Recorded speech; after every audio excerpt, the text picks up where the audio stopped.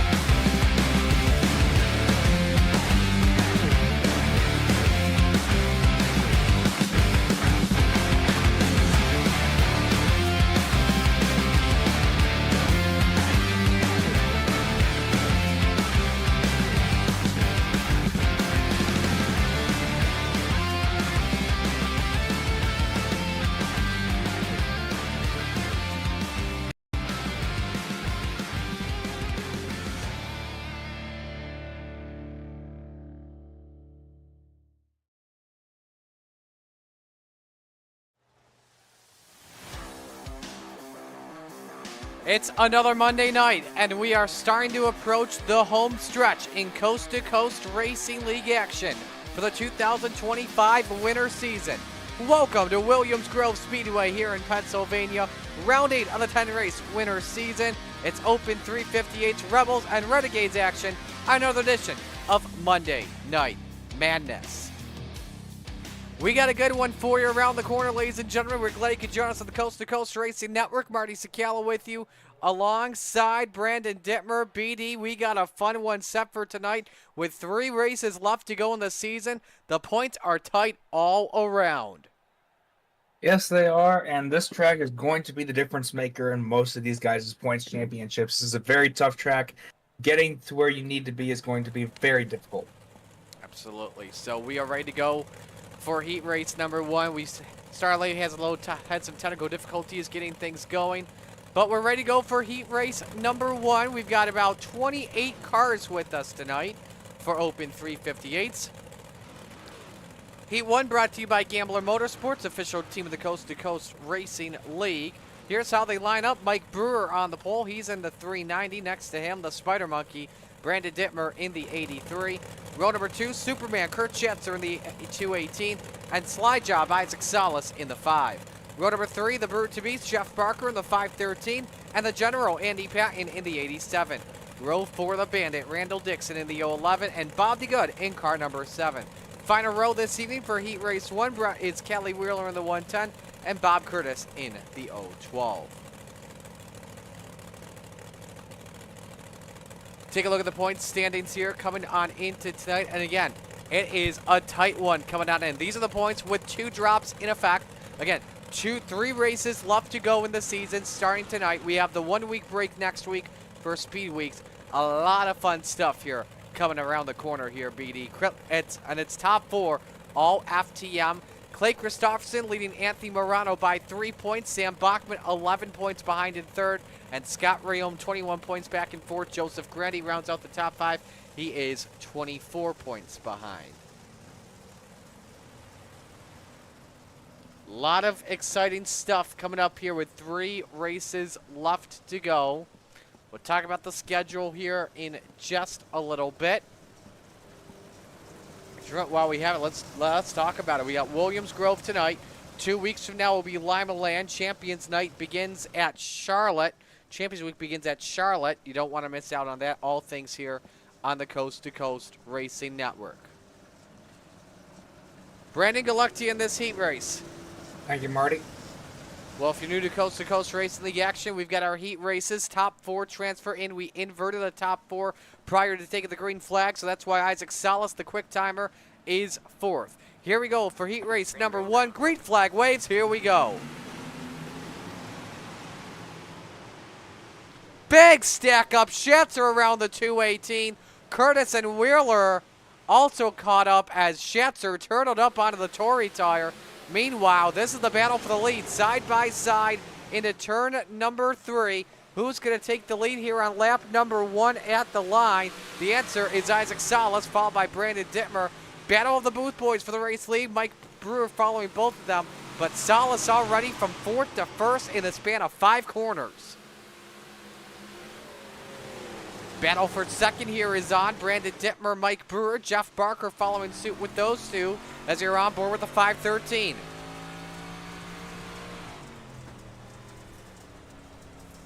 Nice slider there from Brewer. Dittmer trying to counter it back underneath.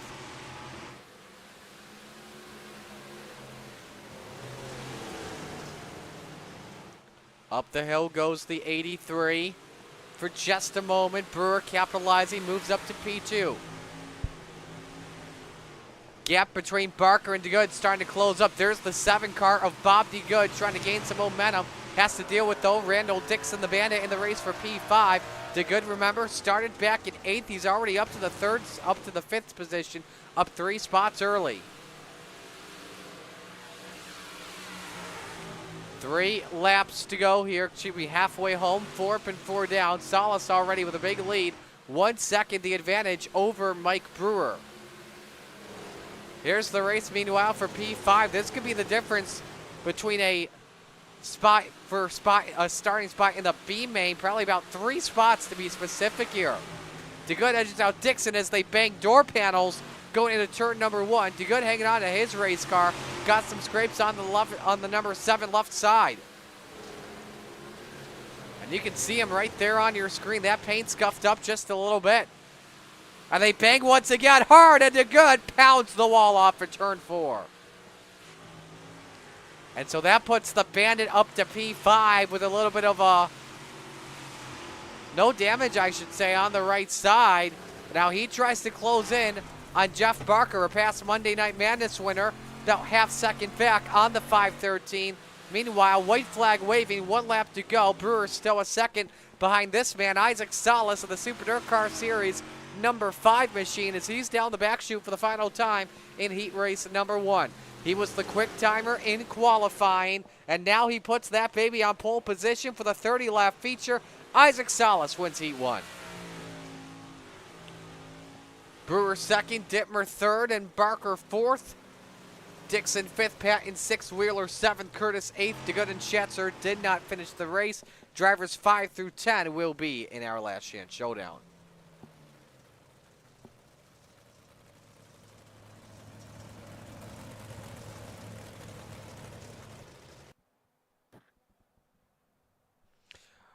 Moving things along here, we are set to go for heat race number 2 this evening, which is brought to you by Regency Home Inspection, proud partner of Brian Lawson and the Venom Racing team. The Magic Ant-Man on the pole, Anthony Morano in car number 32. Next to him, it's the 99 of Gavin Chatham. Row 2, Brian Dickens in the 122 and Sam Bachman in the 007.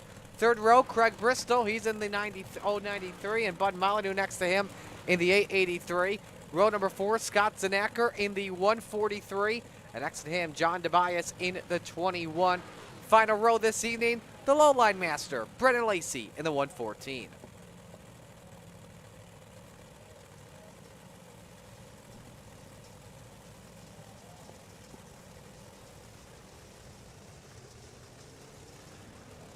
Got a bunch checking in here. Barry Wallace rooting for Mike Brewer. Kim Salas checking in, rooting for Isaac. And, oh yes, go Birds. Chad Cote, the Goose. We were very happy in Orchard Park that the Kansas City Chiefs lost. That's all we cared about. So, but hey, a great win, though, for Jalen Hurts and the Eagles. Congrats to them on winning their second NFL championship. Hopefully the Bills can do it next year. That's all I can say. But man, just a dominant performance. I will brag here because I did Super Bowl squares for the first time ever, and guess what? I won in a quarter. I won in the third quarter, got my score right. So never a bad day when you win in a square contest, Brandon. It is we're green for Heat 2. Yeah, that reminds me. I gotta text my buddy and see if I won any squares in our little thing. But no, we got trouble already. Bristol contact. Collecting Brennan Lacey in the 114. Bristol has lost a tire. That could make the B main interesting later on tonight with knowing how fast Brennan Lacey is in a dirt car.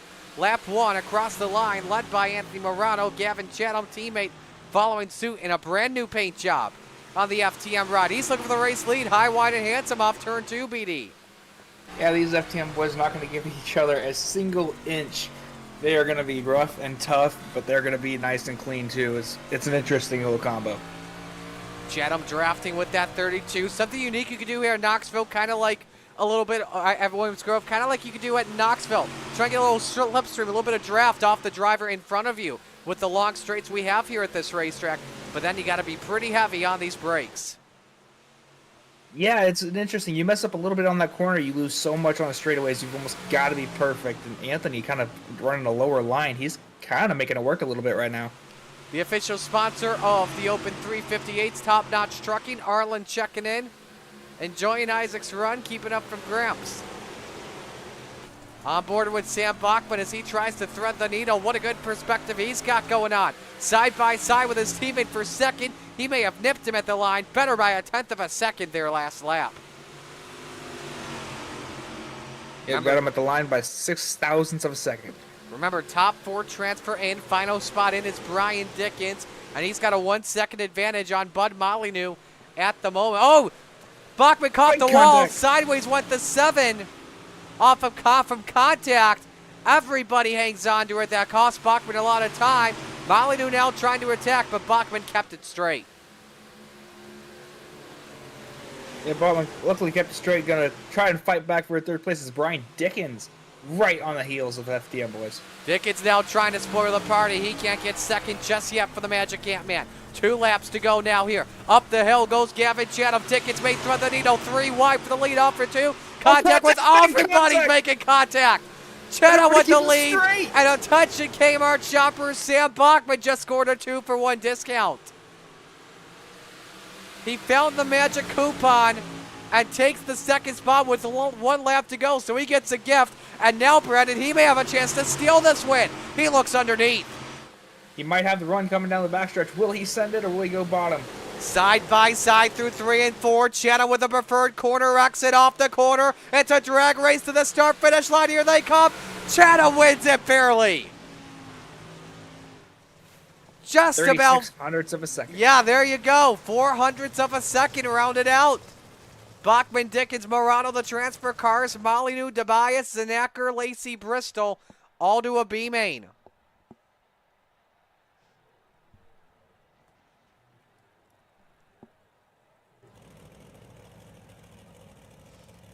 B main time Heat 3 brought to you by Maurer Farm Management. And here is a look at the starting lineup. Joseph Grandy, the 100 grand on the pole position, the 518. Next to him, it's Jake the Snake Henry in the 171. Row number 2, Logan Wentz in the 118. Next to him, it's Michael Vitale, the Jokester in the 213. Row 3, Dan McLaren in the 88. Soupy's next to Puck Clay Christopherson in the 051. Final row, Harold Klump in the 2 and Randy Shreves in the 56.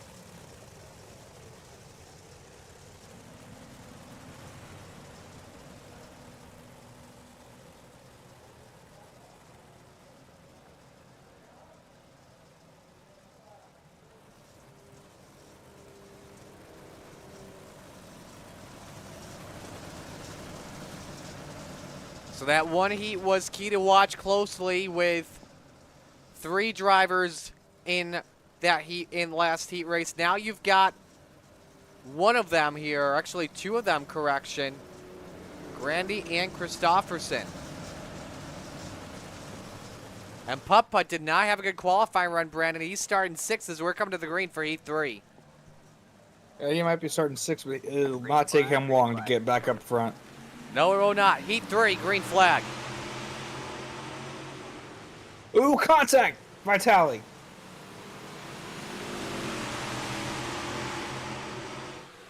Side by side, down into turn number 3, Henry Grandy. Up the track goes Grandy for just a moment. He's trying to get the bite off for turn 4. Henry clears and leads lap 1. Here comes Logan Wentz, that 118, trying to take away P2. Send it on the outside of Grandy, hoping for a run down the backstretch. A little bit of contact coming out too. McLaren in that 4th spot in the Venom ride, trying to close in on both of them. Vitali down to 5th. Christofferson still stuck in that 6th position at the moment. Everybody staying single file on the outside. That's the line you want to go.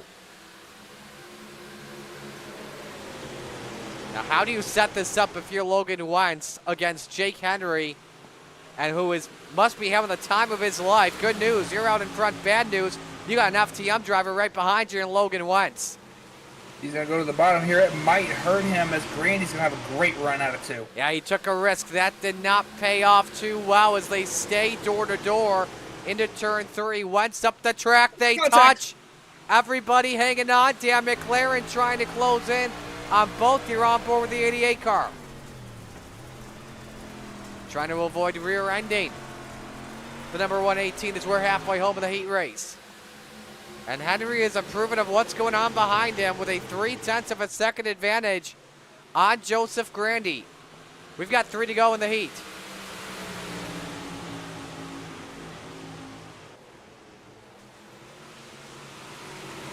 Grandy's got to run out for turn number 2. Henry may not have covered the top well. He just barely shuts the door. Oh, Grandy looking for a run as he diamonds turns number 3 and 4. Can he use the slider line in 1 and 2? They stay side by side. Grandy tucks it back in line. What is it going to take for this 518 to get past the 171? He's going to need a mistake, but unfortunately with Logan Wentz behind him, he's not going to have much of a chance to make a nearly move. made contact. Went onboard cam there from Jake Henry on the rear end. Could it also take a slider possibly? White flag waves, 1 lap to go. Grandy tucks it in line for right now still. Now Henry's got a tough decision going into turn 3. Does he defend downstairs or does he ride the top? We'll have to see. Grandy though right there. Henry leaves the bottom for 100 grand to use. They're 3 wide and 3 and 4. Wentz trying to go 2 for 1. They're side by side. The Snake takes the win in heat 3. And what I think may be his first heat win in Monday Night Madness. Heck of a heat race right there. Good for Jake Henry. Well done. And so now, ladies and gentlemen, it's B-Main time. Here is the lineup for our last chance qualifier. Is on the pole, it is Randall Dixon, the Bandit, in the 011. Next to him, Bud Molyneux in the 883. Row number 2, the Jokester, Michael Vitali in the 213. And the General, Andy Patton, in the 87. Row 3, John Tobias in the 3, doing it for Dale. Next to him, Putt Putt, Clay Christofferson in the 51. Row 4, Kelly Wheeler in the 110. And next to him, Scott Zanacker in the 143. Making sure Kelly's all good to go. Saw the wheels moving left and right. Didn't know if he had a controller issue or not. Running off the top 10, Randy Streves in the 56. Bob Curtis in the 012. Row 6, Craig Bristol in the 093. And Harold Klump in the 2. Row 7, Bob DeGood in the 7. And Brennan Lacey in the 114. And rounding out the grid, you've got Kurt Schatzer in the 218. No call for Brennan Lacey, so I wonder if he's going to hope for, remember, top 12 transfer. He's hoping for 2 to wreck. Actually, no, 3 to wreck, and he makes it in. Brennan Lacey has left the server. So he's calling it a night on his 358s. He'll be getting the sprint car ready for Renegades tonight. We'll go 1 extra lap before the green. It looks like one more is disconnected. The 099 of Glenn Sharp. So 2 people out of this B main already. Sharp, do not believe I actually saw him on the entry list this evening.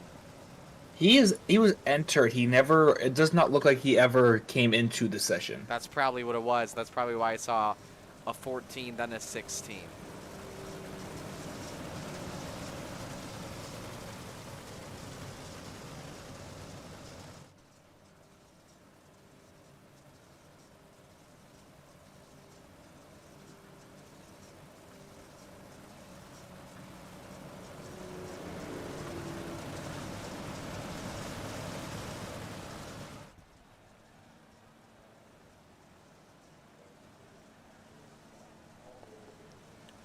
Set for the B main, 10 laps, top 12 drivers transfer. Green flag is out. We'll focus on the 12th place car after lap 1. Dixon gets a good jump off of turn number 2. Molyneux and Vitale side by side for the runner-up spot. John Ooh, DuBois look at sends this. it in! And leads Big to a wreck. lot of drivers involved. Patton, we've wadded up a bunch of them. Who makes out of this clean? Bob DeGood in 12th. Clump up in the wall. Everybody hanging on for dear life. Sinacker is out of it. You've got Patton out. Now one up in the wall. It's Bob Curtis. And same with another car. I think that's the 2 of Clump. Nearly makes contact with Andy Patton. Clump, though, still in for right now. Curtis, though, may be out of it. No steer. Clump is trying to race without a left front. I don't know if that's a smart decision, though. Especially with how slow his car's going. You can race without a left front around here. I have done it before, but it is not a lot of fun. But look at this. The steering is out cold on the 2. Harold needs to put that car into the pits. But the thing is, though, I like the way he's fighting. He's got Scott Sinacker behind him. He's got all 4 wheels on he's the in the car. wall. And Clump still trying to fight for his life here. And I think he may be pulling it off. Yep. He's got to stop. He's got to stop. He's pulling it off to be safe than sorry. No, what are you doing? Oh. That's not the safest move there. Now he pulls off. Finally pulling off. Clump, though, still in the show for right now. And right now with that, it says he's nearly completed 3 laps. So that kind of helps him out just a little bit. I wonder if Molyneux and Curtis realize they need to get their cars back out on the track as soon as possible. We also have Andy Patton, who's towed his car to the pits. That could make things interesting as well. Here's a 3-way for 5th. Shreves, Bristol, and Schatzer. As it is showing on the sheet right now, it is showing Bud Molyneux in that 12th and final position. Oh, my. Bob One car Curtis coming is out back of on the pits. track. Curtis is back on the track. He knows that every lap matters here in this B-main, and he's going to try and take advantage of it. Remember, he towed his car to the pits before Harold Clump, and it could cost the 2 big time. And now here comes Bud Molyneux out onto the racetrack. Molyneux now at 11th, merges out in front of the leaders. Not sure if that was the best decision going there. Let's see how all this shakes up here. Curtis now. Can he get the final spot in? Andy Patton is done for the night. He'll get ready for the Rebels, which he's in a battle for the championship lead. So, man, did we have a lot in that B-main there, that's for sure, with drivers that were looking out. They knew it was time to go to work, and that's what they're doing. Now, right now, our scoring has Bob Curtis and Harold Clump out by 5 seconds here, Brandon. We've got 1 lap to go. Leaders off at turn 2. Dixon leading Christopherson. Putt could have a chance here, Brandon. Oh, yeah, he's going to take a big swing into the outside. Get up on the cushion. Will he ride it around? Slams He it cannot around. get it to work. The Bandit wins the B-main. Christopherson 2nd. Vitale 3rd. Wheeler 4th. Shreves 5th. Schatzer 6th. Bristol 7th. Tobias 8th. The Good Knights. Zanacker 10th. Molyneux 11th, Bob Curtis in 12th, Harold Clump in 13th, and I wonder if all the stuff that happened trying to fight that car for a couple extra laps was just way too long. Yeah, sometimes you just got to take your medicine and tow or get it to pit road. Absolutely.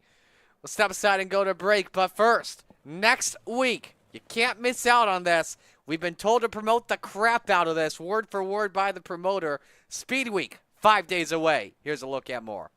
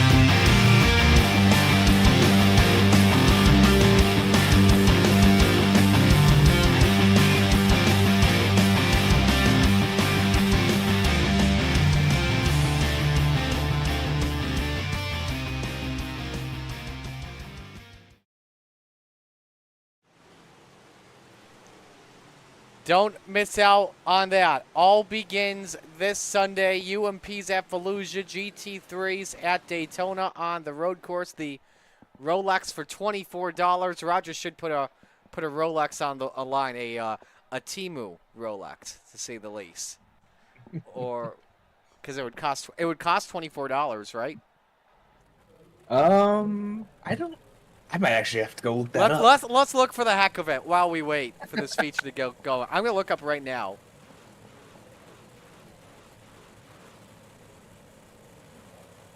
How much a Rolex off of Temu would cost? It doesn't say. It's all just books. Ow. But a cheap Rolex is $2,800, but it's used. So anyway. Oh, pocket change, right, Marty? That's pocket change. I mean, I have an Apple Watch, but that's my Rolex. So all right, let's move on. First feature of the night. Let's meet the field. Give you your starting lineup. On the pole slide job, Isaac Salas, the 5. Next to him, Gavin Chatham in the 99. Row 2, it's Jake the Snake Henry in the 171 and Mike Brewer in the 39. Row number 3, it's Sam Bachman, he's in the 007, and Joseph Grandy in the 518. Row 4, the Spider Monkey, Brandon Dittmer in the 83, and Brian Dickens in the 122.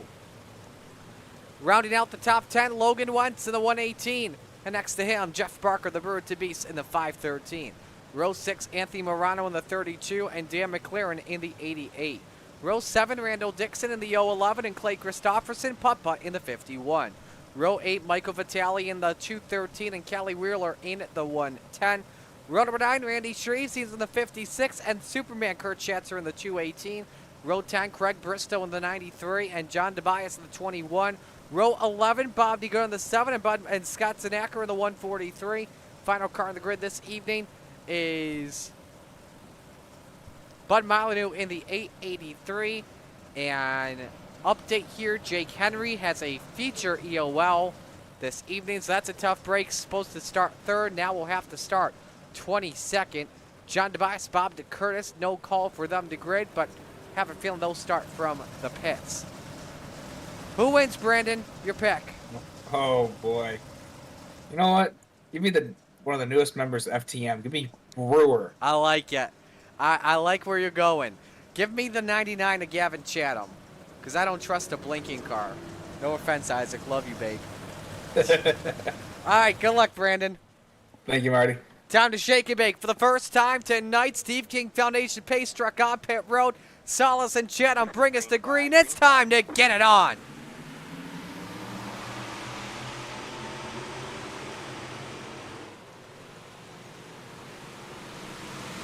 Nearly 3 wide off for turn number 2. Here comes Chatham trying to get the advantage on Isaac Salas, who hits, he hit the inside wall. That may cost him a lot, and it does. Up the hill he goes. Bents the left front. Oh, the yellow flag, though, comes out. And he may have just gotten a gift from Kurt Schatzer and John Tobias. Because that yellow flag flew before the lap was complete, so Salas keeps the race lead.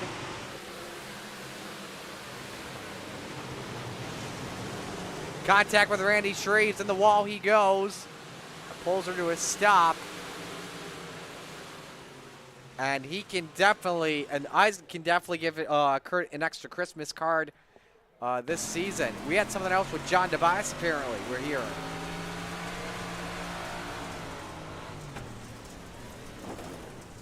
I think right there, Schatzer knew something was wrong after that contact. We had something with Tobias, too. I don't know, yes, he was coming out on the pit road. I don't know, though, if he had spun or what. Or did he stop? Oh, okay, yeah, he stopped to make sure the leaders went by. So that all makes sense. Schatzer, done for the evening. He will get, I believe he'll be getting the sprint car ready for tonight.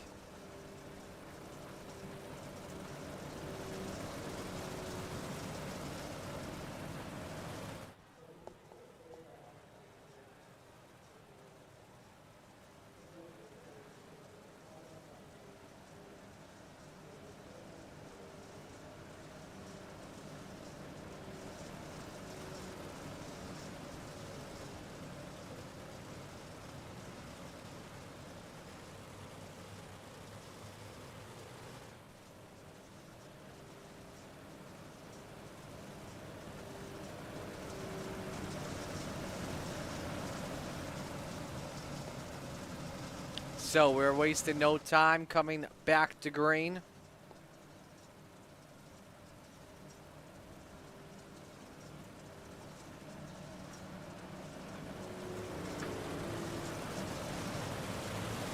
Isaac, by the way, an update. He took his car onto pit road to use the quick repair. Did not trust that left front despite able to steer. So the leader, Gavin Chatham, as we come back to green. He selected the inside for the restart. Sam Bachman all over his tail. Got reports Bud Molyneux, Jake Henry have crashed, and that is the case at the back. No caution, we stay green. Crisscrossed by Bachman, he looks downstairs. He may have just edged out Chatham at the lines. The bottom worked that time for Bachman. He throws in the slider, up with the chocolate chips. Goes to 007, another crisscross by Chatham at Slide Job City. The 99 able to clear Sam Bachman. Ooh, a lot of crashing all over here. We got one around. That is Joseph Grandy in the 518 in the top 5 in points. And we're hearing Logan Wentz, Brandon Dittmer, Bud Molyneux also caught up.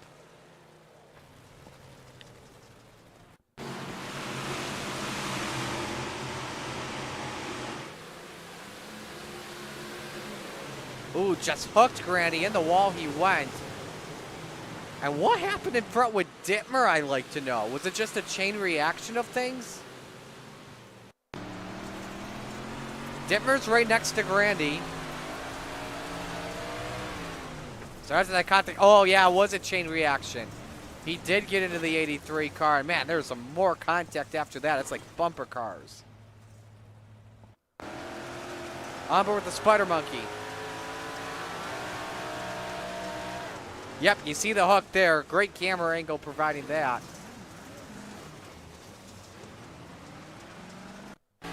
Apparently we had something to it, but Molyneux, who may have lost it all by himself off of 2.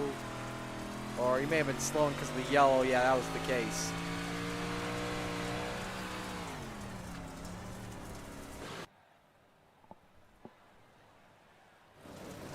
So it could be one of these nights at Williams Grove, especially with the sprint cars, because they're very easy to go out of the ballpark.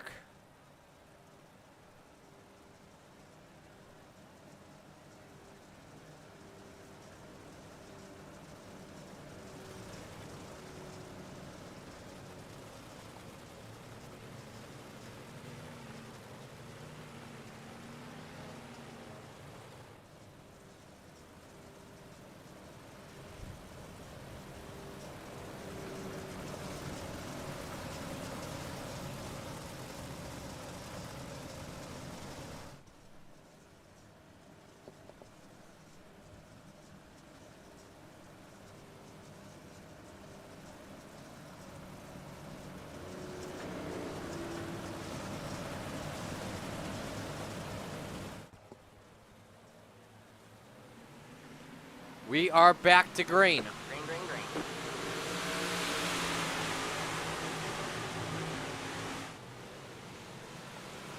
Oh, we got one guy hopped over another. That was Randy Shreves over, I believe, Vitale, and Scott Zanacker pays the price. And I got a good feeling the rest of these restarts will be single file. And once again, it was another chain reaction effect right on board with Zanacker, the latest driver to join the Venom Racing clan.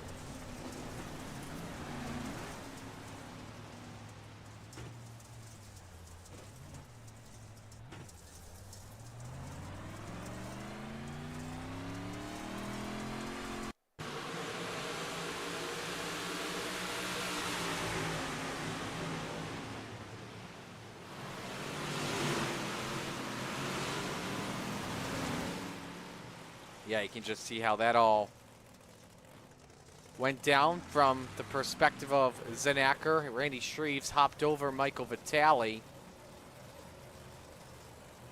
So we've got 2 laps to the green flag. Restart should be coming up in just a little bit. Remember, let us know who you're rooting for in the chat. We'll give you a shout out live and on the air. Welch and Hawk are picking Brewer. Kim Salas says, oh, that tire though. Yeah, that was definitely bent up. Salas has recovered up to 14th since his moment there.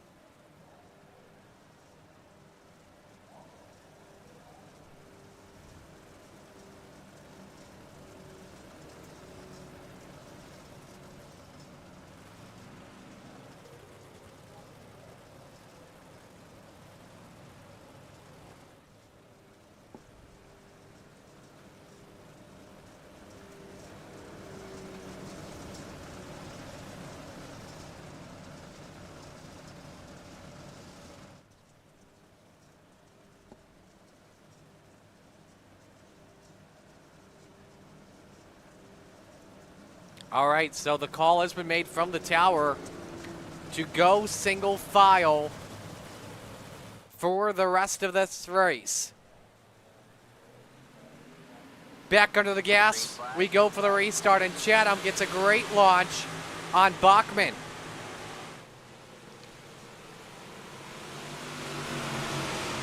Brewer hanging tough in that 3rd position. Morano trying to chase down Dickens for P4. Ooh, Brewer, he hit the inside wall just like Salas. Oh my goodness!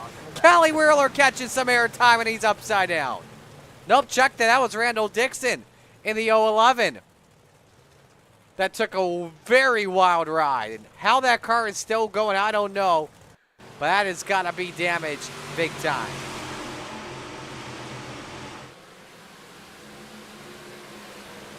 Right there, and he had it even worse than Salas did on lap 1.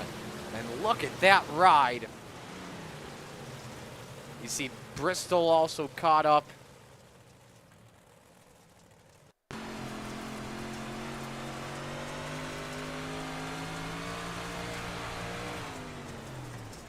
Onboard Dixon there. Man, up into the night.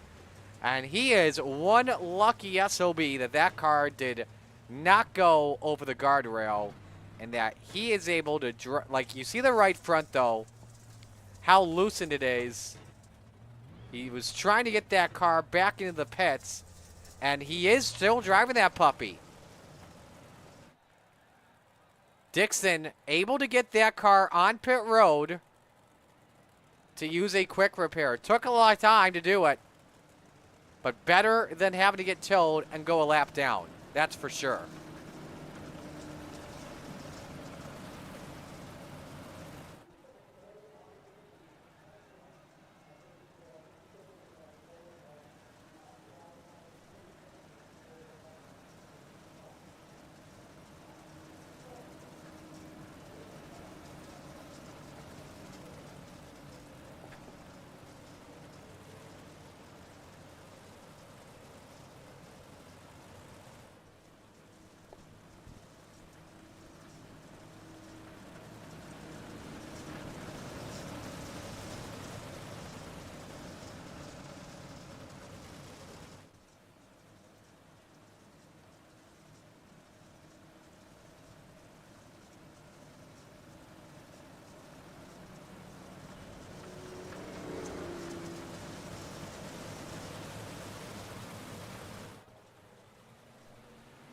Back to the green flag. 5 laps complete. Let's see if we can get some green flag runs going.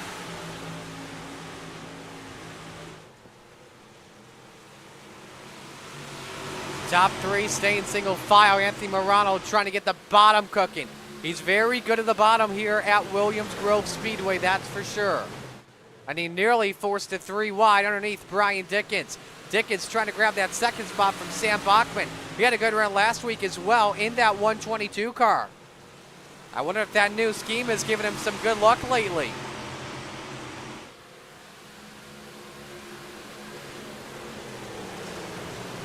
Morano trying to chase him down as well in that 32 car while Chatham is running away from the pack. Christofferson up 9 spots in the 5th right now, your biggest mover on the track. McLaren and Barker do get it for the 6th position. And look closely, and you may have seen him in the background of your screen. Actually, hold the phone. We are 3 wide. McLaren, can he get around putt-putt here? He can. He's up to 5th. And you may have just caught a glimpse of him right there. Isaac Salas is up to 9th. Only took him a couple of laps to do that. He's having a good run right now. Bachman's caught up to Chatham, just ran the quickest lap last time through at a 21:09. He cut it down 700ths that last time by. Actually, check that. He cut it by a 10th and a half.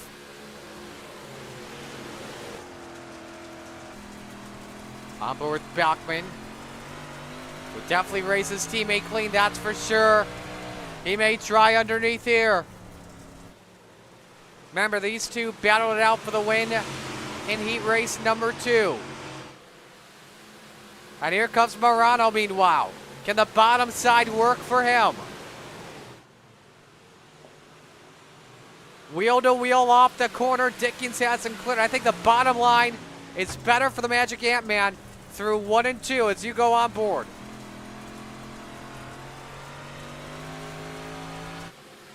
He's got Dickens to the advantage for right now. Beautiful slider by the 32, and he's got P3. Just as long as he gets it at the line. Meanwhile, back up to the front. Bachman still on the bumper of Chatham, and it's an FTM podium sweep for right now. And here comes McLaren, who may have the fastest car on track. Let's pull up the 5-lap average for the first time tonight and show you who's got the better race car. Right now, it's the man in 5th, Dan McLaren. Nope, yep, it is McLaren.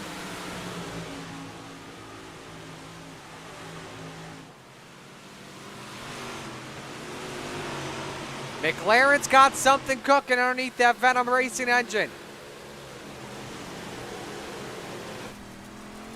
And now he's trying to chase down the Magic Ant-Man.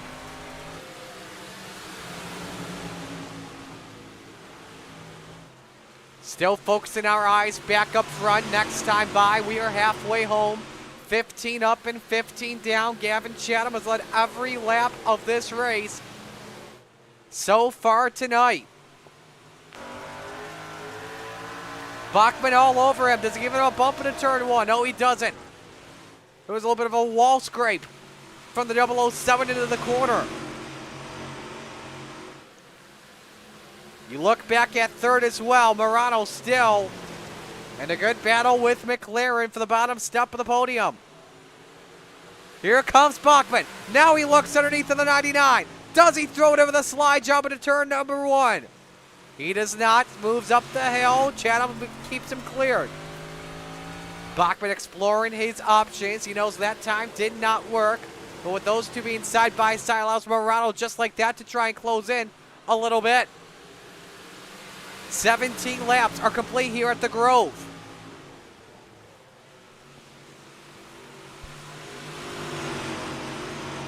Remember, Bachman has been a battle in points. Was 11 behind Christopherson. Morano was 3 behind. We will likely have a new points leader by the end of the night in the 32. Does Bachman try it once again, or will we try the bottom in 3 and 4 this time? Remember, Morano very good in 1 and 2 downstairs, and he's trying to make it work. Let's see if Bachman tries it. Nope, he keeps her up top. Hoping that 99 car makes a mistake. Now he diamonds downstairs. Great exit from the 007, but Chatham still leads with 11 to go. And the yellow flag waves. We got Bud Molyneux around, and I wonder if that's the yellow that Morano did not want. Ooh, Molyneux ramped over the 3. Dittmer ramped over Molyneux, and look at all the damage the 883 car had, and no steering one bit. Without question, cannot get that car cranked all the way down. Now look at that ride. Man, right front shattered up. That you see this, the control arm completely off of the tire. It's just the tether that is keeping it connected. Well, now this could make things interesting, that's for sure. Back to that 5-lap average. Now you see that long run was where we saw Morano have the advantage. Could the short run be where Dan McLaren has the advantage? We will have to see what happens. Don't forget Rebels coming up next on the Coast to Coast Racing Network.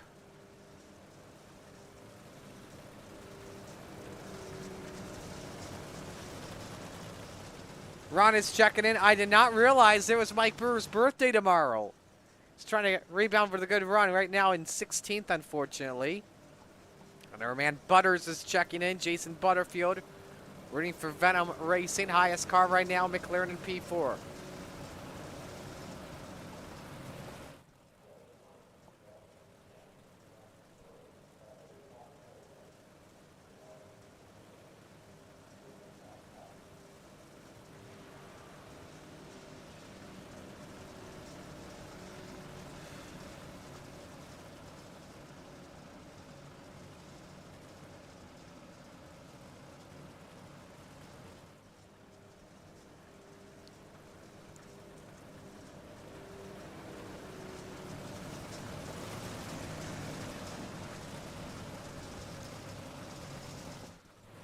Alrighty, restart time with 10 to go. We are in the witching hour of the first race tonight.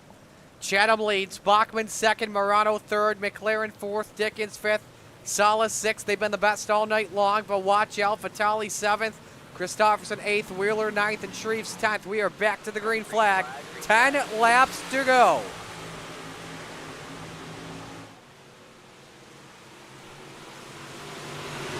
There goes Morano, first driver on the bottom without question.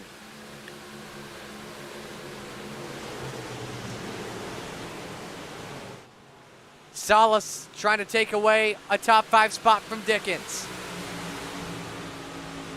9 to go. It's a 3-car race for the win. Top 2 remain hooked to the top. Here goes Bachman underneath for the lead. Loose tire on the track. Everyone hits it invisibly. Phantom tire, I don't know where that came from. No debris yellow, obviously. We remain under the green flag with 8 laps remaining. Bachman took his chance downstairs, did not look. And it's a 3-car race for the win. Morano has found himself in the battle. Isaac Salas is up to P5. McLaren stays in 4th. We're drag racing to the line once again. Staying side by side. 7 to go. Bachman looks underneath for the race lead. It doesn't work out that time. Here comes Morano, the Magic Ant-Man, looking to pull a rabbit out of a hat and steal the win from these 2 drivers. Can he take second from the 7 off for turn 4? Oh, he got sideways. If he did not get sideways, I think he would have had second. But he's got time to work. 6 laps to go. Bob DeGood, Bud Molyneux have crashed. Molyneux keeps it going. DeGood's put her to the garage. Bachman following the line of Morano. He knew it was time to go to work downstairs. That time it wasn't his case. 5 laps remaining. Morano stays hooked to the bottom. Looking for the bite off in turn number 2. Does he have it? Doesn't that time. Here goes the 007 once again. Morano tried to go all the way downstairs that time through. Oh, Bachman may have a chance to the lead. It's Chatham for right now. Does Bachman send it in with 4 laps to go? Oh, he tries to, but did not get clear enough to get the slider to work. And that costs him. Anthony Morano moves through up to second. And now going to be the Magic Ant-Man's time to shine here at Williams Grove Speedway. 3 laps to go, side by side. He clears Bachman, and he secures second. Back to that 5-lap average once again. Best car on the track, the man in second. Meanwhile, Salas up to 4th, Vitali through to 5th. 2 sticks in the air this time by. 2 laps to go. Which of the FTM cars will take the win? As long as they sweep the podium, they will be happy with tonight. Morano tried underneath. They may have cost him, though, that's for sure. Bachman had a heck of an exit off of turn number 2. White flag waves, final lap underway. Bachman up to second. And he follows Chapman around the top. Chatham in that FTM number 99. Does Bachman send it in deep into turn number 3? Chatham stays low. Bachman up top. Looking to crisscross off for turn 4. Cranks her hard deep. Contact with a 32. Chatham takes the win at Williams Grove. What a fun race between the top 3. Bachman second, Morano third, Salas comes back to 4th, and Michael Vitali, the jokester, up 10 spots to 5th.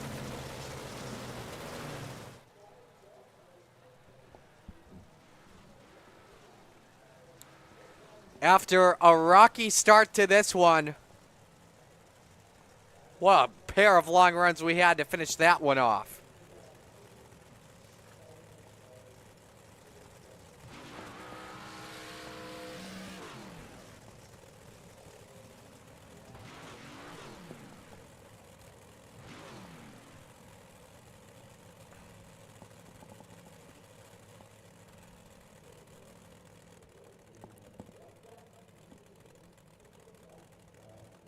Here are the results from tonight. Good runs as well by Christopherson and Shreves after tough starts to this one. Heartbreak probably would have to be Jake Henry because of that feature EOL. I think he would have had a good chance at a top 10 finish. tonight. You see the rest of the field this evening. All right, still waiting on the top 3 to come on in. Don't forget Rebels coming up next on the Coast to Coast Racing Network.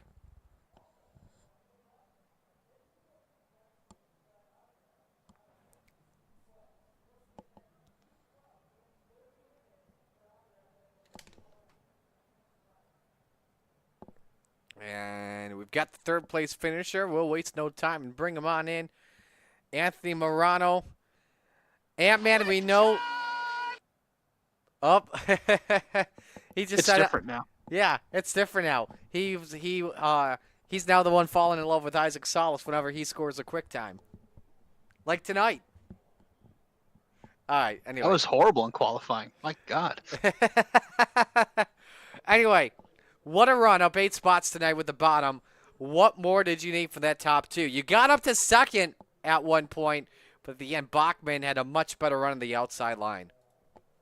Yeah, momentum is huge here. Even really doesn't matter how I play the bottom. The top side is so momentum dominant with all that drive still up there. I needed the track to be a little more slick, and that probably would have been my saving grace. And then I found that little slider there in the middle, 3 and 4, and I think Sam heard me down there and we were talking about it, and he's like, oh, well, then he tried it out and he's like, oh, yeah, it's much faster. I'm like, get out of the way. But yeah, it was actually a lot of fun there with me, Sam, and Gavin, moving around and trying each other out, see what we got. So, it was a good race. I mean, we swept the podium. That's, a huge thing for the team here. Gavin got, I think that's his first ever Open 358 win. So, hats off to him. And Sam ran, we ran a good, that was a lot of fun there. I thought I was going to have something at the end there, come out of 4 and got close. And yeah, we'll take 3rd and move on.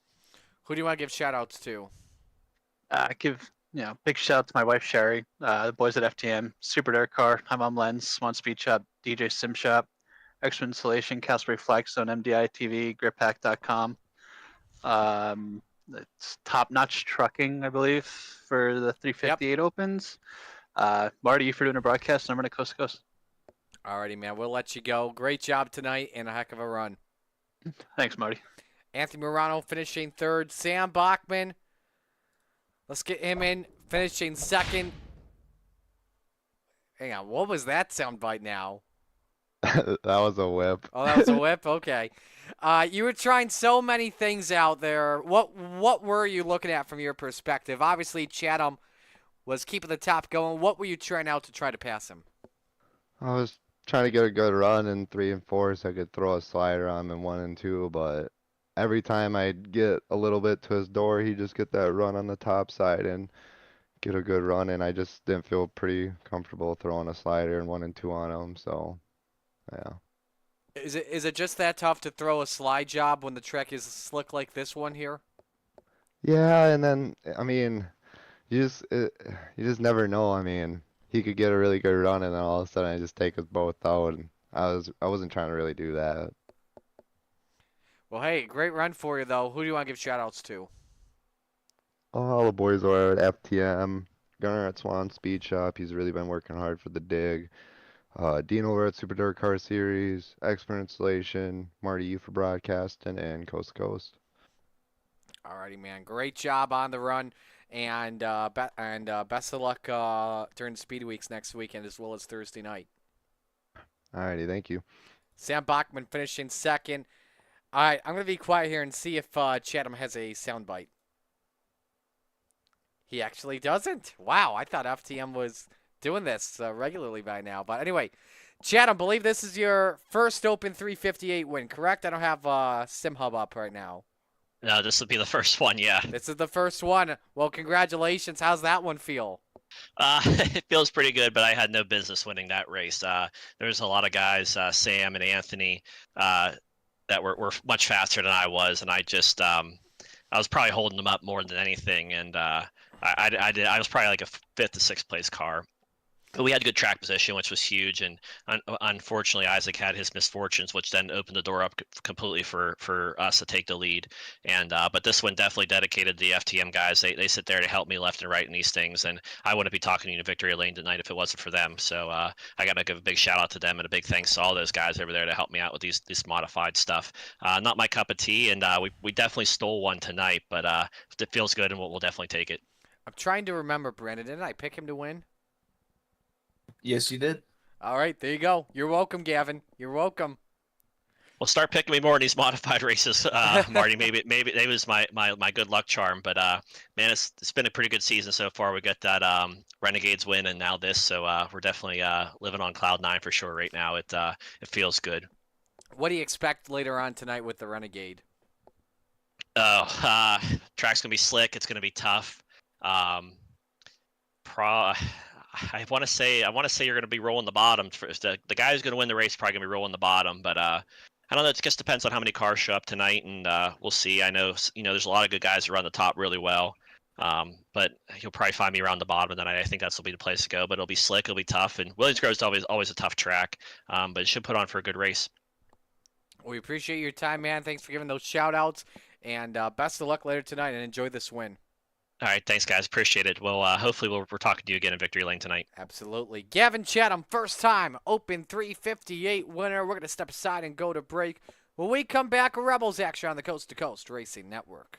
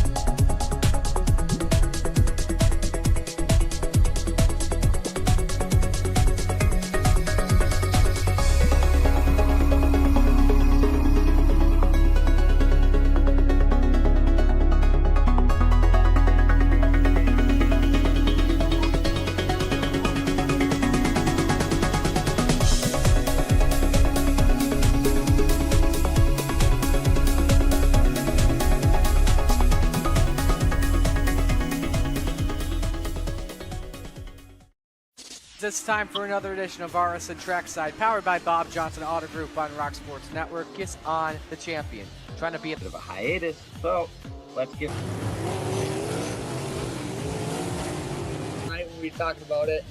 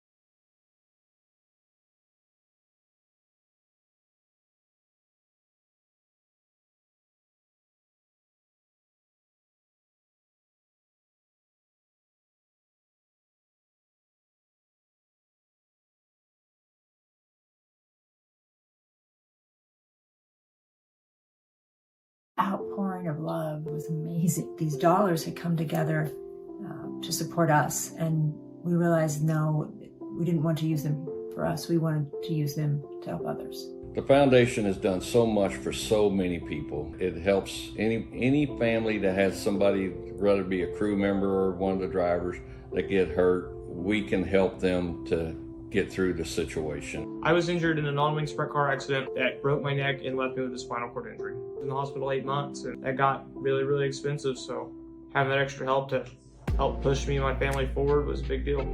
I was involved in a pretty gnarly sprint car crash. Found out my brain was swelling and bleeding. Pelvic bone was broken. I had 2 cracked vertebrae on my back, and I was in the ICU a little over a week. The Steve King Foundation reached out to my parents. We received a donation from them. Immediately, they started me on what's called neurofeedback, and insurance did not cover the neurofeedback appointments. So we received another donation from the Steve King Foundation. It really helped a lot, and I just want to say thank you. Thank you from the bottom of my heart to the Steve King Foundation for everything that they have done for me. This last Sunday, I got to turn laps in my modified here. That was my first laps back in a race car since the accident, and I truly believe that if it wasn't for the Steve King Foundation, I wouldn't be able to do that or be where I'm at today.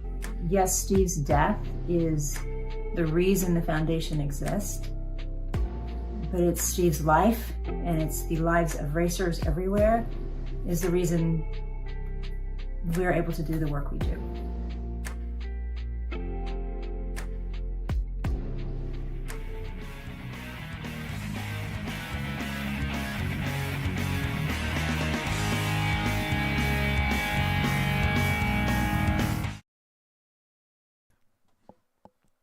Welcome back to the Coast to Coast Racing Network here. Getting ready to go for Rebels here.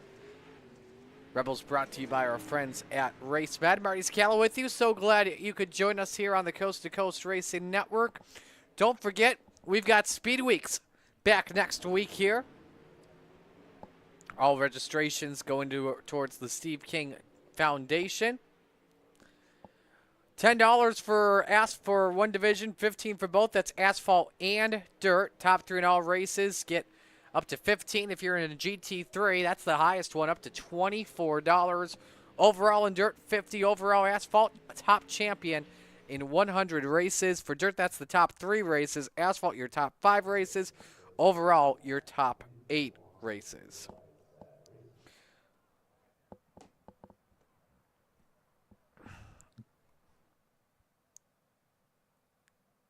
It's open to all Coast to Coast members and all members that have under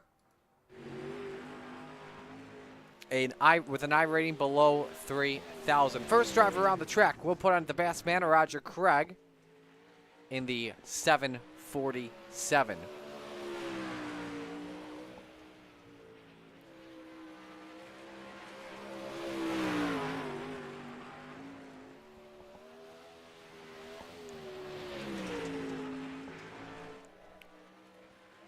Time's loading up here on your screen. Who will set the bar here in qualifying? That's the Bassman, 1846. Joseph Grandy the top, 1810. Andy Patton second, 1815. Cale Bixler third, 1816. Greg Parmalee fourth, 1835. Devo goes quick time. That's 17,858. Great lap for him.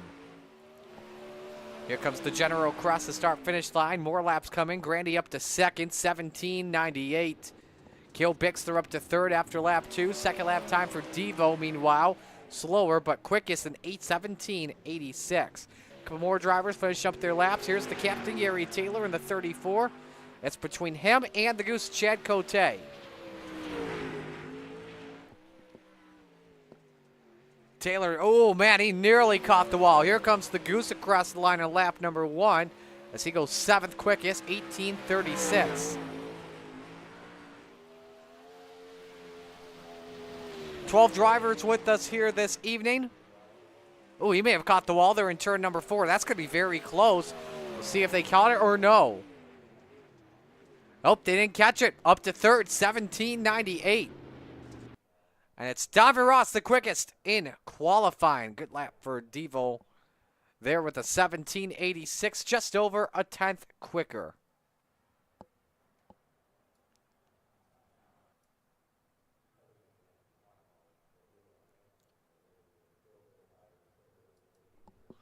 So we're ready for heat race number 1. Heat 1 brought to you by our friends at Gambler Motorsports. 2 heats this evening. And with that being said, here's a look at the starting lineup. Greg Parmalee on the pole. He is in the number 4. Next to him, Cale Bixler in the 789. Row 2, the Goose, Jack Cote in the 11, and Devo Donovan Ross in the 5. The final row, the Bassman, Roger Craig in the 747, and the Captain Gary Taylor in the 34. The Americans are disadvantaged here. Well, that's per the iRacing flags. I believe Cale is from America, but I believe with his occupation, his iRacing flag has to be around the world, I believe is the case. So with that being said, 3 Canadians, 2 Americans, and then 1 at an unknown location, I guess you could say. I say this club just says international. Yeah, so this could be interesting. So as we get ready to go for Rebels, let us know who you are rooting for in the chat. We'll give you a shout out live and on the air.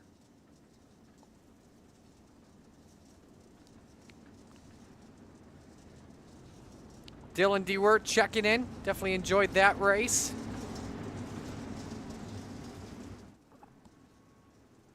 Arlen telling Anthony a good race. And Dylan happy to see Gavin take the win.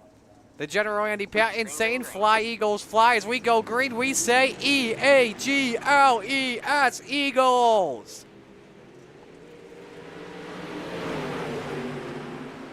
Off for turn number 2, Greg Parmalee, the race leader. Cale Bixler up to 2nd. Chad Colche trying to look downstairs. Devo trying to show his nose underneath as Roger Craig catches Cale Bixler. As the Canadians go to battle for 4th. Tough break there for Cale, who we expected to see perform pretty well this evening, Brandon. Yeah, Cale's been kind of getting fast. Oh, as Devo goes around. Oh, no. Was started 4th, and now that may have just been in the dust. Luckily, everybody makes the show regardless.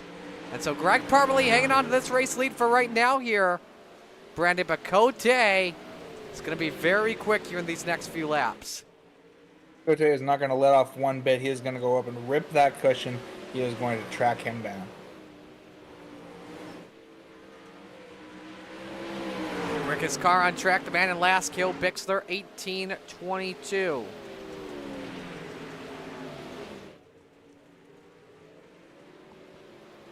And Cale's got to run in that 11 car. He will have a chance to take away this win. Rips the chocolate chips in 1 and 2. And they're side by side. Cote again on that top shelf where Mama hides the cookies. Parmalee tries to slam the door. Cote, though, with the big run. The good exit by the 4 car. He hangs suit with 3 laps to go. Oh, boy, that is tight. What a move for the Goose. Off at 2. New leader, Chad Cote to the point. That took a little evasive action. I think it might have helped him get a little more grip and to go around him. 2 laps to go in Heat 1. Cote leads by 0.2 of a second. Devo has recovered up to 3rd. Taylor 4th.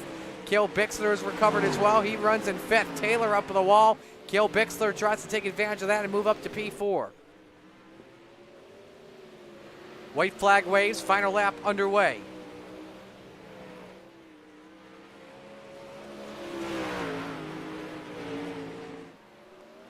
So it's Chad Cote, who has been snake bitten in these last few weeks, legit snake bitten. Starts on pole this evening for the Rebels division. Parmalee 2nd, Ross in 3rd, Bixler 4th, Taylor 5th, and Craig 6th.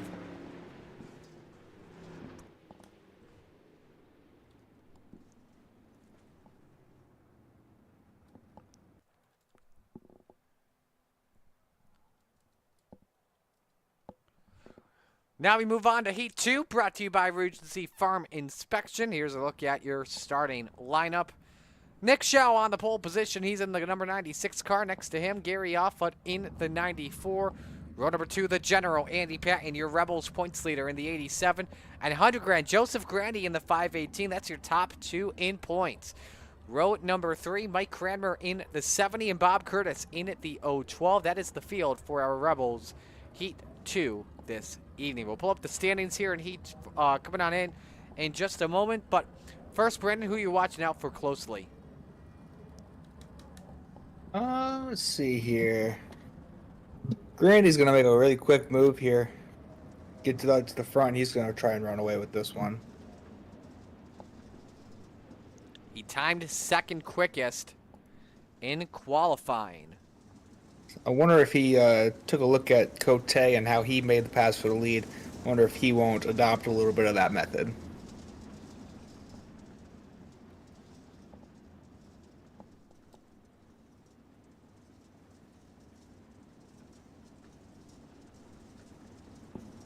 Take a look at the Rebel points coming on in again with 2 drops in effect. Andy Patton with a 24-point lead on Joseph Grandy coming on in. Roger Craig third, 25 back.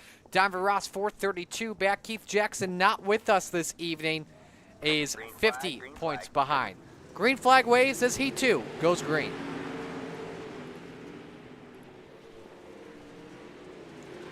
Look at Joseph Grandy. How high can you go up to the attic?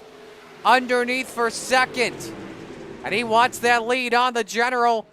How about this? Row number 2, each up 2 spots. Patton leads lap 1, Grandy second. Shellen third and off for fourth. Patton using the middle to low groove. That may bite him though. Look at how quick Grandy is. Wasting no time looking for the race lead. Yeah, he sure did. Watch Cote as he went right up there. Using that banking off 3 and 4 to try to get a run down front stretch. And now he tries to grab the slipstream off of Patton to set up 1 and 2 here. And that helped him out for sure. They're wing to wing into turn number 3. Does Patton slide up? He knows Grandy's right next to him. Your top 2 in the championship. Bad exit for Joseph Grandy, who I think actually clipped the wall in turn number 4. But he's got a lot of time to work with here, Brandon. Yeah, that. And he didn't need a lot of it. Ooh, baby. Out of 4, there's a big pile of slick there, so it's really hard to get traction off of it. I think that's what's affecting Grandy a little bit. All he needs is a very good 1 and 2. That's what he's getting. It's just 3 and 4. He just needs to be a little better at. But I think that 1 and 2 was just a bit perfect. They stay wing to wing. No, low side is better in 3 and 4. The top better in 1 and 2. 3 laps to go. Patton has the advantage where the place is right. Sorry, Andy, I jinxed you. And now you see Grandy go to the bottom side to make sure that Patton does not get a run on him. 2 laps to go. Look how quick that lap was. 18:10, 6/10 better than anyone else at least on this track. Wow, that is incredible. And he'll have the preferred line when we take the green flag this evening for our 30-lap feature. Without question, he'll easily be a contender for a win and a top 5 spot to move up to Renegades this evening. Checkers wave. Joseph Grandy, your Heat 2 winner. Patton second. Shell third. Offutt. Where is he? He's in 4th. Here comes Mike Cranmer now to finish in 5th. Look at this. Grandy smoked the field tonight. Good gosh. Alrighty. Rebels feature coming up next. But first, a look at what is coming up next week with Speed Weeks.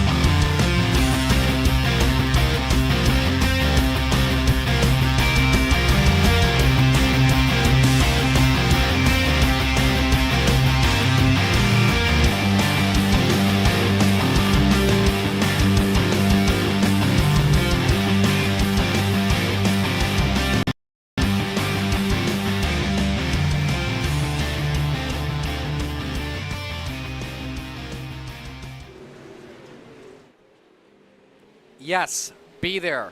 Don't miss out, that's for sure. We talked about next Monday how we've got UMP's Volusia GT3s at Daytona. Tuesday is all Volusia, where we've got open 358s and open 360s. Wednesday night, Pro Late Models at Volusia, Trucks at Daytona. Thursday, Sprints at Volusia, Xfinity Daytona. And we wrap things up Thursday with Northeast Modifieds, 358 Big Blocks at Volusia, and Next Gen at Daytona.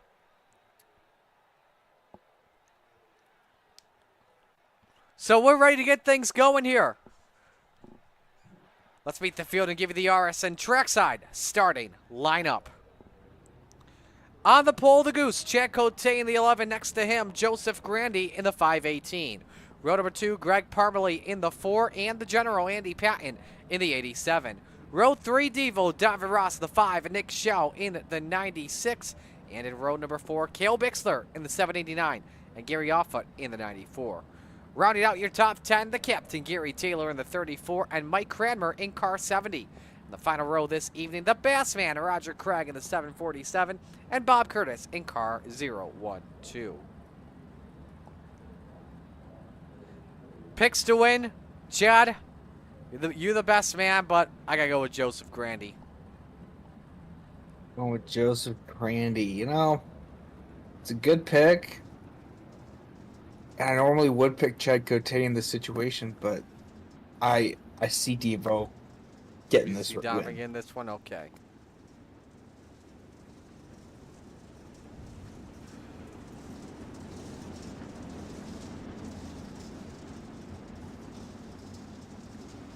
I wonder how much of that high side in 1 and 2 is left after warm-ups. I have a feeling they went up and absolutely ripped it. We'll have to see what goes down, that's for sure. Let's know who you're rooting for in the chat, your pick to win. Don't forget, just under half the field here tonight is eligible to run Renegades pending IL. Top 5 get the transfer up to the greatest show on iRacing.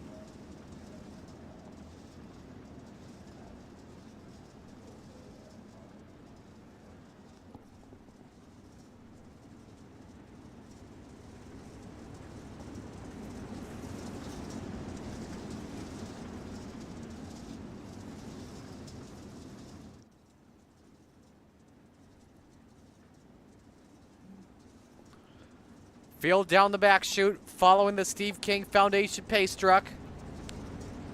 In a matter of seconds, the cars will fly for 30 laps. Time to shake and bake for the second time tonight. The Goose and 100 Grand set to bring us to green. Second race of the night, it's time to get it on.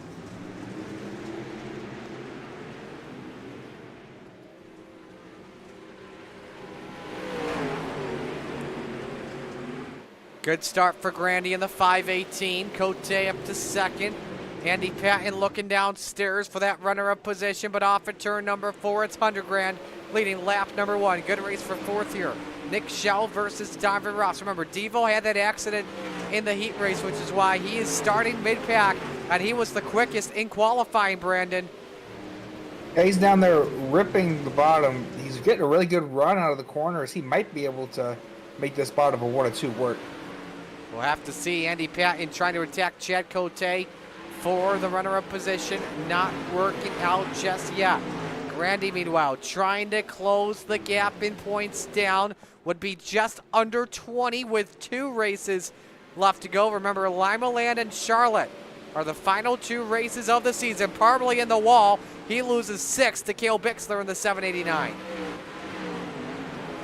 Cale's slowly kind of running up there. He might catch Devo if him and Nicholas Schell get to battling. He started near the front in his heat race, then was involved in an accident as well. A lot like the 5 car in the exact same heat. Here goes Ross, challenging on the bottom on the 96 of Nick Schell.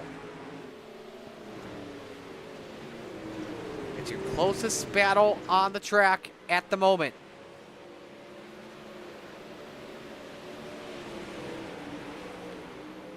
Meanwhile, Grandy is dominating this one early.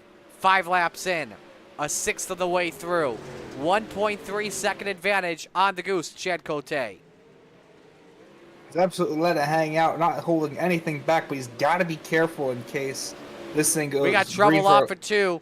Bob Curtis went around, keeping the car going. No yellow, may need to bring it to the pits. Yellow flag now waves. This time we got another one. Roger Craig went around, and I think that car may have gone over. Couple of replays on the Malcolm's replay, and it has to do with these two, I believe. Curtis gets sideways in front of the Bass man. That sends Rogers sideways. Curtis up in the air. Luckily keeps the car going. We didn't get the rest of the angle. Nice wheelie from Bob Curtis, taking a page out of Dean Reynolds' playbook. Looked better than Brandon Dittmer. Oh, hey now. So Roger damaged the left front. He doesn't know it until there. Which is where he knows he won't be able to get that car into the pits without a yellow. And without a tow.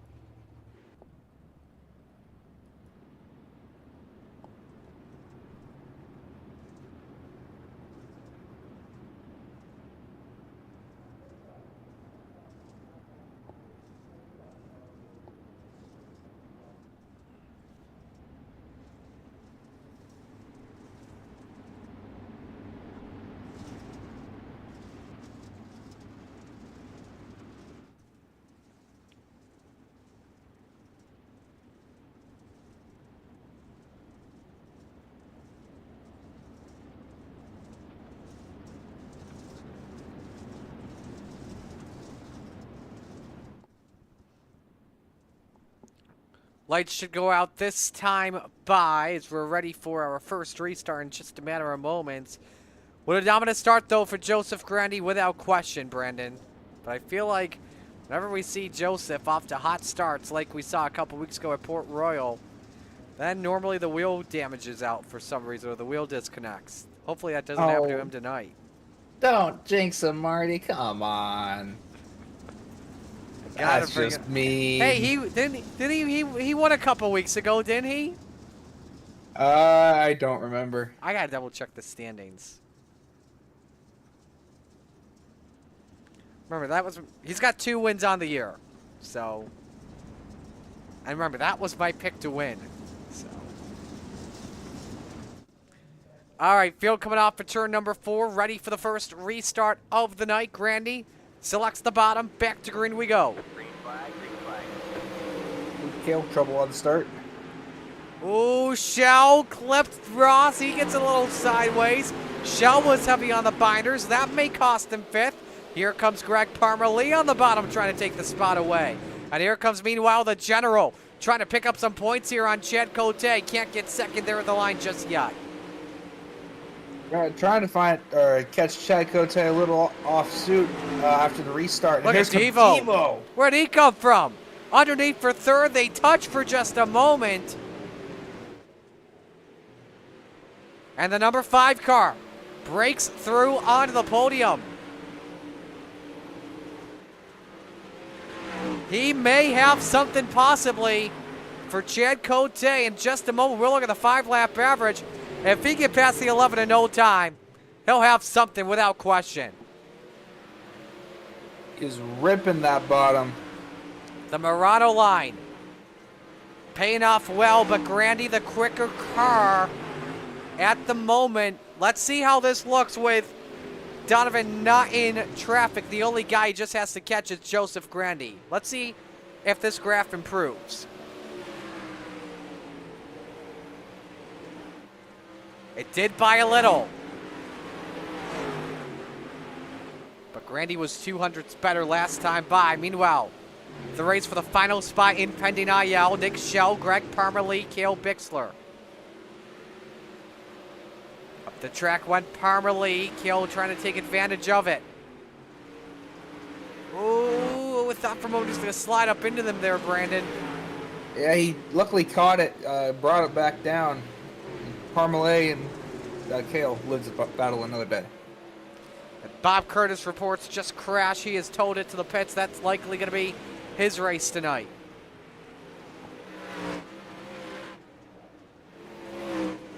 Roger Craig working on Gary Offa meanwhile. That's a battle for 9th, closest race on the track. And now Cote trying to reel in the 5 car. That's going to be very tough, but look at the lead Grandy has once again. 1.8 seconds on the 5 car. He's getting away, but he's got to make sure he's taking care of those tires. If a late race restart does happen, he might be in trouble. Very good point. Let's go back to that 5-lap average once again. We saw there Ross lost a little bit of time, but at one point the two were just about even when it came to 5-lap average. But Ross can't have that graph be even. It needs to be better than the 5:18.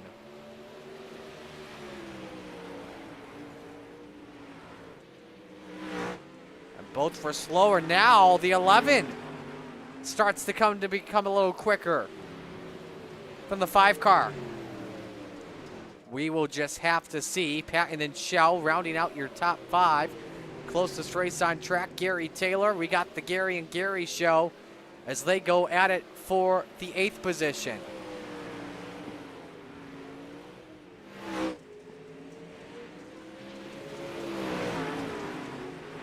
Ooh, Taylor really sideways off for turn number 2. Almost thought he blew a tire there.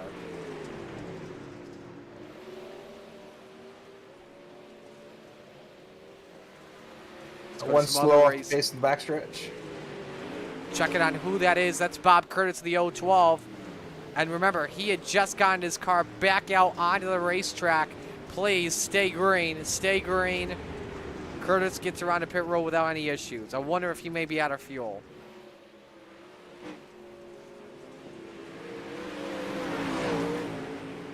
Ooh, Nick Shell sideways off for turn 2. Cale Bixler, meanwhile, says thank you very much. I'll take it from here. And now we got a 3-man dance for P4.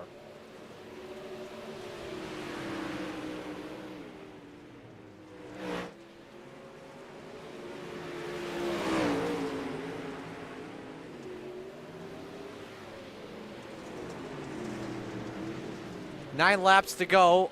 Already 9 laps to go? Oh, wow. Alrighty. 9 to go in this feature. Grandy with a 3-second lead. Back to the race for P4. Andy can't be losing spots championship-wise, because I believe right now this would cut the gap down in half if Cale takes another spot away, I believe. Oh, Pat's got a problem. Pat's got a problem with that 87. He jumped down low. I think he let Cale Bixler go by. I'm going to go back and watch that. He just went down underneath on the straightaway and just let the 789 go past him. And now he's fighting for a spot in Renegades. Nick Shell could have a chance at a spot here. That was interesting. I don't quite know what happened there. I wonder if he didn't want to risk any contact. If he wants to keep that IL up. Unfortunately, he already does have a 2X. So that's out the window. That's even worse.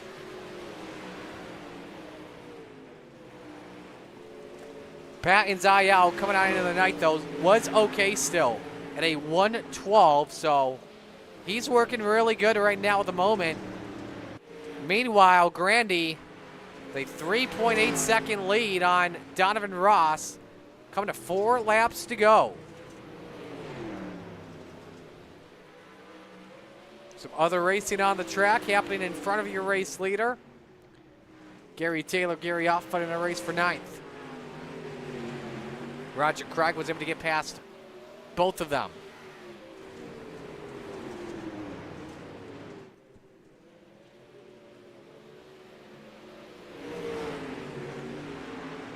Gap is at 7/10 between Patton and Shell. Shell closing in a little bit. Oh, the leaders were working on Mike Cranmer in the 70. So Patton gains a little more time there. I take that back. Shell was 2/10 better that last time by. We'll see how that makes things interesting.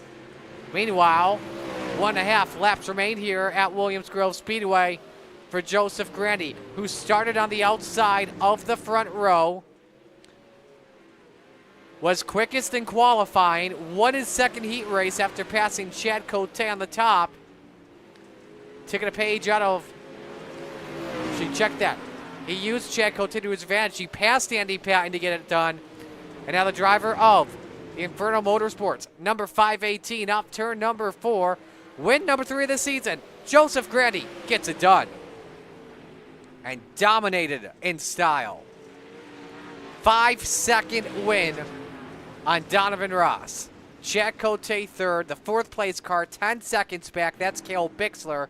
And Andy Patton rounds out the top 5. They are all eligible pending IL tonight. And I think Grandy's out of fuel. I don't think he can make it to the podium. I think he used just enough fuel. Push this man. Somebody push this man. They might all be out of fuel here. They're all out of fuel. Wow. Yep. Devo is out. Cote looks like he's out. Oh, Grandy's got a fire now. I think he's good. Oh, nope. They were waiting for him. They were waiting for him. Good sports.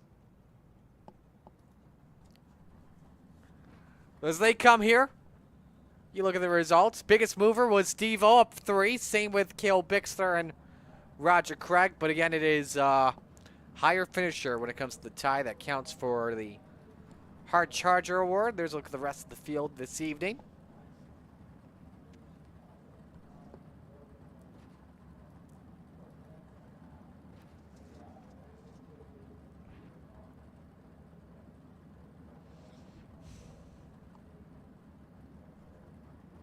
And we will get your top 3 all in here in just a matter of moments.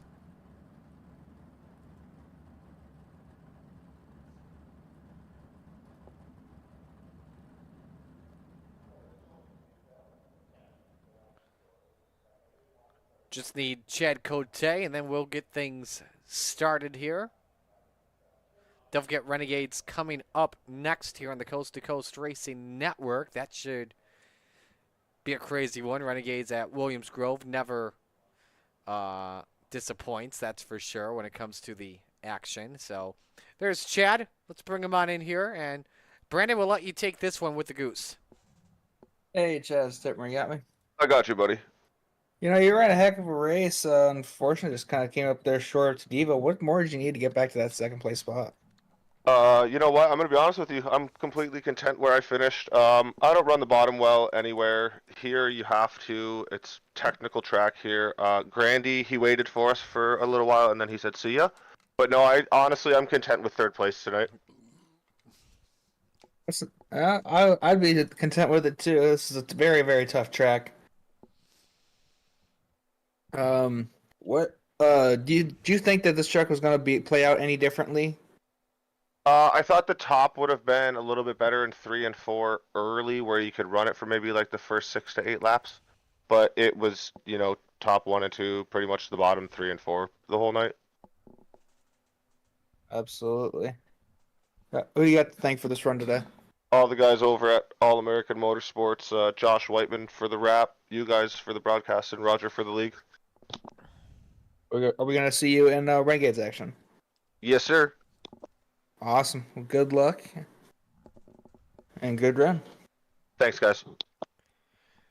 All right, that's the Goose. Chad Cote finishing in P3. We now move on to our 2nd place finisher, Donovan Ross in the 5. Devo, you had a very fast car. Started 5th, up 2nd. You made passes look flawless, but couldn't get up to Joseph Grandy. What's the matter? You getting old or something? Yeah, no, I was sad that Keith wasn't here to race them and they could do their own thing and I could, you know, hang out back where I was. It's hard to put laps together there, lap after lap. The race is so long and you have to be so perfect to make that bottom work. Looked like Grandy was running kind of through the middle to the top maybe and making time. But yeah, it's kind of fun to get off, you know, Eldora and Volusia, which it seems like we go back and forth all the time. So to get to Williams Grove is fun to race. What worked well for you in qualifying, getting the top spot, and then the invert? Obviously, it was a little tough to pass on your end once you spun out. Yeah, just no skill for me. Qualifying on the bottom worked really well. just it slowed down. You know, it gets so damn long around the top side. But the bottom still stays pretty good if you can get your car to rotate on entry and, you know, in the center. And then in the heat race, I just over rotated and about spun out and then put some laps down to get back to, I think, 4th. And then the feature was the same. Kind of the bottom came in really good there on that caution. Was able to slow everybody down and get a good run, good restart. Well, you had a good run, that's for sure. Who do you want to give shout-outs to? Oh, you guys, as always. Roger, all the guys behind the scenes. You know, it's fun to race Andy. He's been bad fast this season, so it's fun to root him out of the way and get in front of him for once. So yeah, my guys back there, Greg, Keith, Jack, Gary, and yeah, on we move. Alrighty, man. We'll let you go. Great job tonight, and we get to see you in Renegades? No, probably not. Probably All not. right, time for Dingus. All right, have a good night, guys. You Thanks. as well. See ya. Devo finishing in 2nd. Let's go to victory lane. Talk with your winner, the dominant Joseph Grandy. Brandon, we'll let you take this one. Hey, Granny, it's Stitmer. You got me? Yeah, what's going on, man? You know, I don't know if there's much to talk about. You just kind of took the lead and just didn't look back, just dominated the whole race. Were you expecting anything from behind you? Honestly, yeah. I thought I'd have a pretty good race with Cote or Ross. Must not be their track, but I don't start at the front too often, so I wanted to get out in the lead real quick. Just set my own pace. I was gonna say Ross took a little bit to get going, but he finally found that bottom and made it work for a while to get up to 2nd. But by then, you had just kind of checked out and were saying goodbye. Yeah, I think if a caution came out with like 10 to go or something, I think there would have been a good race. But by then, I already had a pretty good lead. That's what I was wondering. Were you trying to save tires at all, or were you just going full bore? No, I never save tires. I just always go. Atta kid. Anything 30 laps or under, I just go. What we love to hear. Who do you have to thank for this run today? Catalytic Recovery, West End Towing and Repair, all the guys over at Inferno, my girlfriend Olivia, everyone at Coast to Coast and all they do, and thanks for you guys for doing the broadcast. Awesome. Are we going to see you tonight in Renegades? You will not. No. I'll get there one of these weeks. Thanks, Sounds good. Well, have a great run and have a good night. Appreciate it. Joseph Grandy, 3rd win of the season in the Rebels. We'll go to break. When we come back, Renegades time at the Coast to Coast Racing Network.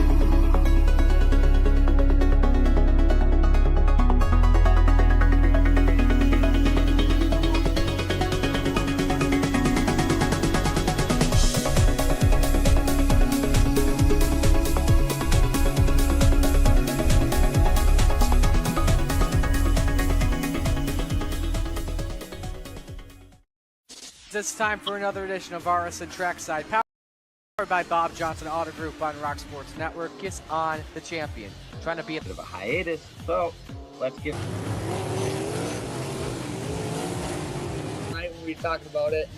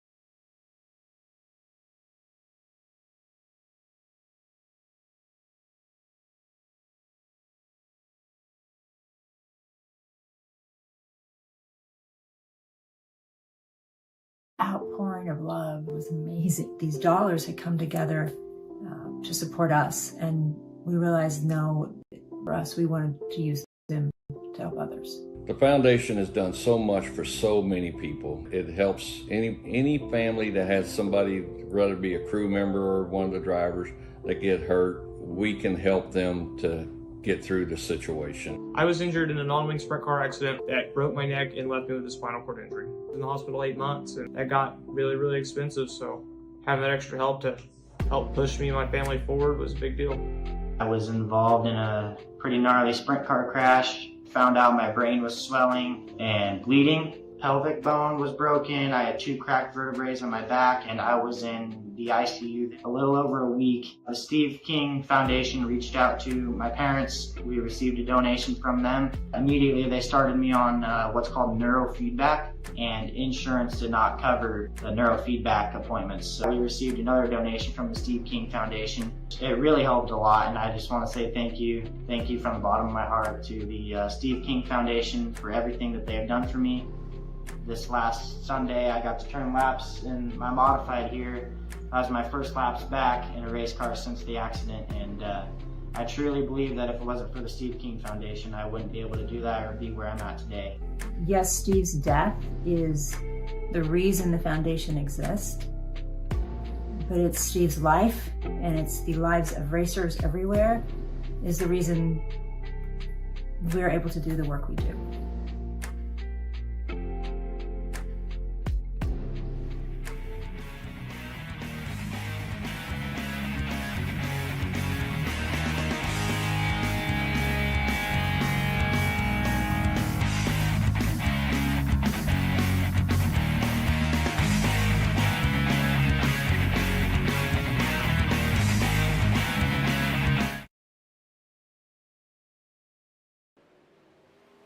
Under the lights here at Williams Grove Speedway on the Coast to Coast Racing Network. We welcome you back. Marty Sakala with you. Brandon Dittmer alongside me. We're so glad, that you could join us here. Alrighty, Brandon, Renegades time, and we all know the top 2 that we're going to be watching out for very closely. Once again, Patrick Spangler, Blake Chapman with the drops. 8 points separate the both of them. Yeah, they've been doing a fantastic job all season. You know, these two just need like a season or 2 break. Let somebody else win these championships. Exactly. Know what I'm saying? But the third guy in points with drops in effect is Brad Way, and that's 91 points behind. Is he really? Dang, yes. Okay. I knew Brad was fast, but I didn't know he was third. That's good.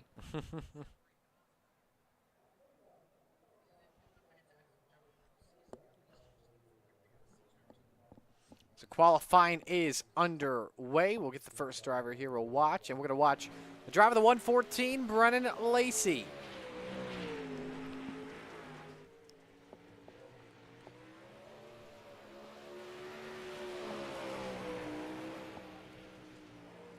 Yeah, I just realized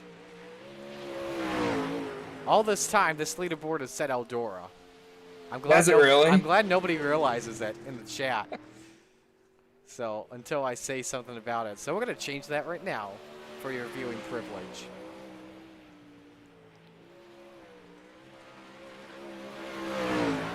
Spangler the quickest, 18.50. Stephen Goldner second, 18.561. High side banger with his pink Zemco scheme off the turn number 4. Betters his lap. Quick time, Stephen Goldner. 18.387. Jeff Barker was second. He's 1,000th off. If he can get better off for turn 4, he'll get him. I don't know if it was good enough, though. It wasn't. 18.69 on lap 2. Blake Chapman, the salesman, is 5th. 18.56. The Pink Panther, Jesse Jackson, up to 3rd, 18.42. Here comes the salesman. Look at Chad Griggs. He's back. Quick time, 18.307. Blake Chapman across the line slower. How about an 18.307 for Chad Griggs?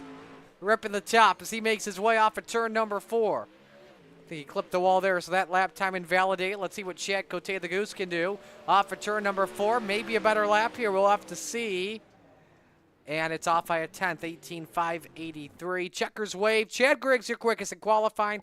We've got 23 drivers. Everybody makes the show tonight.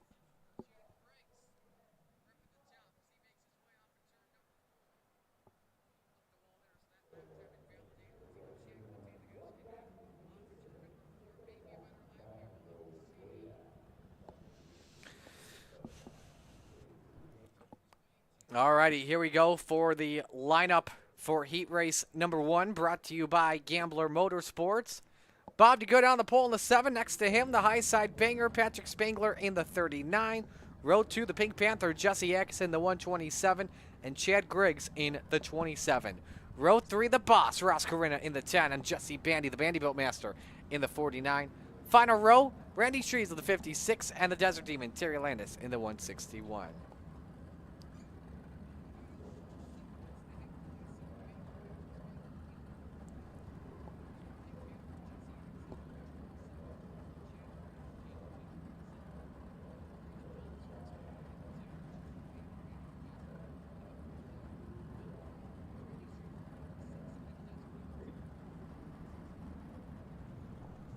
So, Brandon, we get ready to go for Heat 1. Who are you keeping your eye on here closely? I think without question it has to be Spangler and Griggs. Those two are some very fast boys, but look out for the guy coming from 5th, Mr. Ross Carana. He can show some speed when he needs to, and he is looking to take down these top guns. They call him the boss for a reason.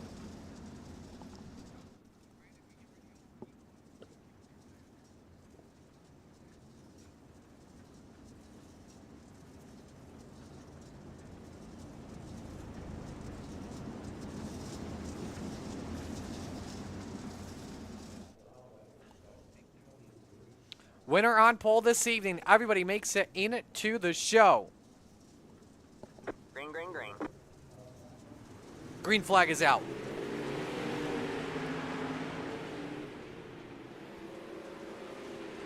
Good start for Bobby Good in the 7, but Patrick Spangler gets the wall off for turn 2. Stacks up the outside line. 3 wide for second. Ross Corinna with a bold risk. Doesn't pay off, though. He's still 3 wide for third. That's the spot he gets to the line, but does not get the second spot here, Brandon. That was a questionable move by Ross, sending it that deep into 3 with Atkinson that close on him, but we'll start working on second now from Spangler. Can he get it away for the high side banger? He can. Yes, he can. No, he cannot, actually. Spangler hanging on to P2. Bob DeGood still your leader. Chad Griggs having a tough time passing cars. Battling Jesse Axon for 4th, and it's just not working for right now. Spangler trying to chase down Bob DeGood. Having a good race so far with 4 complete. Left the lane open for the high side banger on for turn number 2, but he cracks the wall, stays side by side. DeGood now downstairs, slides up the hill for just a moment. Spangler may have a chance off for turn number 4. Do we have a new leader? Not just yet. Everybody breathing down the neck of Bob DeGood. Look at Chad Griggs. Chad Griggs is going to come out since. Thought for he was going to go 2 for 1. Time to draft off of Patrick Spangler, holding him up just a little bit. At the line. Ooh, Spangler caught the wall. DeGood trying to fight back 2 by 2 into turn number 1. 3 laps to go here in Heat 1. This is a phenomenal battle the leaders are putting on. New leader Patrick Spangler. This could get tight. Oh no, Griggs! Wow, how he kept it on 4 wheels, I don't know. But that puts him down to 4th with 7 laps to go. Now he tries to go 2 for 1 out for turn 2. Bob, be careful, he's right there. Wow, what a move from Chad. What a move by both of them to split. Bob DeGood. Chad Griggs a second. Corinna trying to fight back for that second position. We'll watch the 27. Bandy can't get anything to work off for turn number 2. But here comes the high side banger through turns number 3 and 4. Started second, finishes first. Spangler your winner in Heat 1, and he's on the pole. Griggs second, Corinna third, DeGood in 4th, Bandy 5th, Atkinson 6th, Landis 7th, Shreves 8th.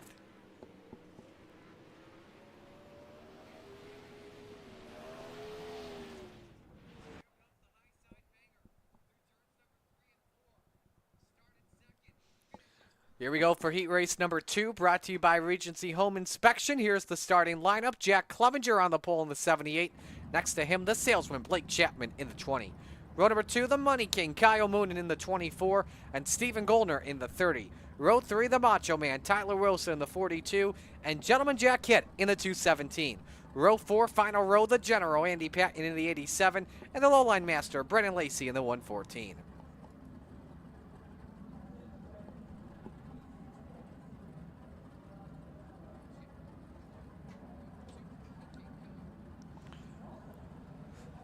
Blake Chapman starting second here. Will be a threat. Blake's in prime position to just take this lead and not look back. Could have your top 2 in the championship on the front row this evening.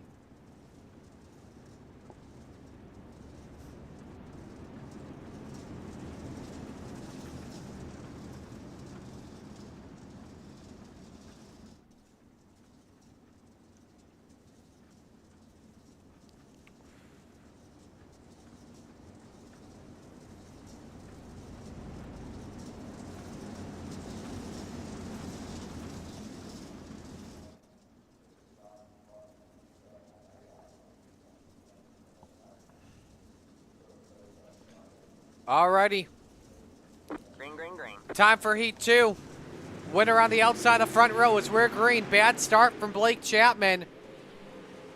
Not what he wanted. That's allowed Kyle Moonen to move up to second already. Battle for fourth, Wilson and Stephen Goldner. Now Chapman downstairs for the runner-up spot. Trouble, Goldner around, Jack Hitt. Andy Patton collected. And that's not what you want if you're the number 30, who was the second quickest in qualifying, Brandon. Yeah, it's unfortunate circumstances. I have to go back and take a look at what exactly happened. But Blake Chapman now goes to work on... Horrible exit.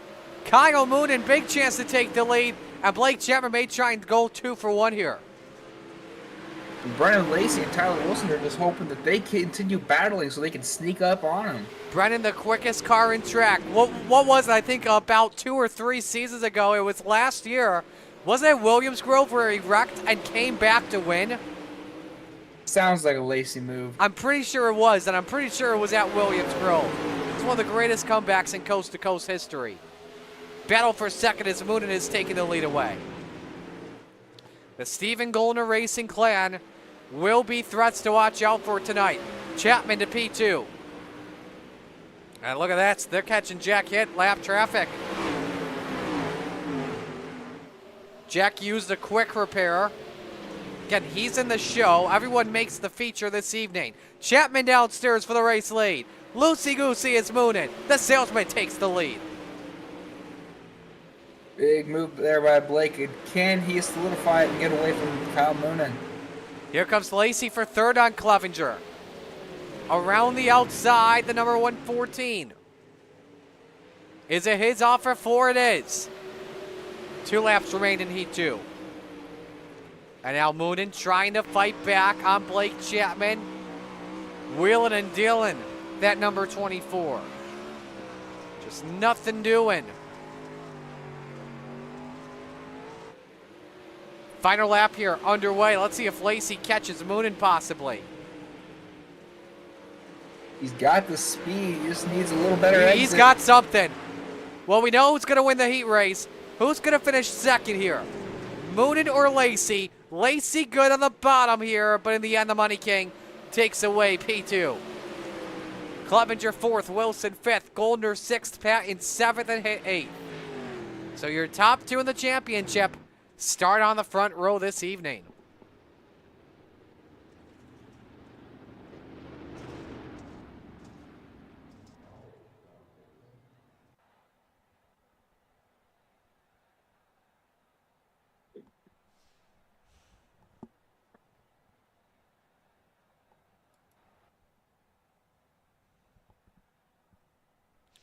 One more heat race left to go. It's brought to you by Maurer Farm Management, official sponsor of the retreads. Gavin Chatham on the pole. He's in the 99. Next to him, it's John Shorty in the 51, coming off a good run at Eldora last week. Row 2, the Goose, Chad Cote in the 11, and the Brewer to Beast, Jeff Barker in the 513.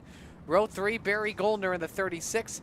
Next to him, it's the 789 Nikhil Bixler, final car on the grid. The Spider Monkey, Brandon Dittmer in the 83. It looks like row 2, those two drivers could be teammates. They've got a lot similar paint schemes. They are extremely similar. It's a little more neon on Kote's car. Alrighty. Best of luck here in Heat 2. Thank you. Or Heat 3. Heat 3. And the winner of Heat 3 starts on the inside of row number 2 this evening.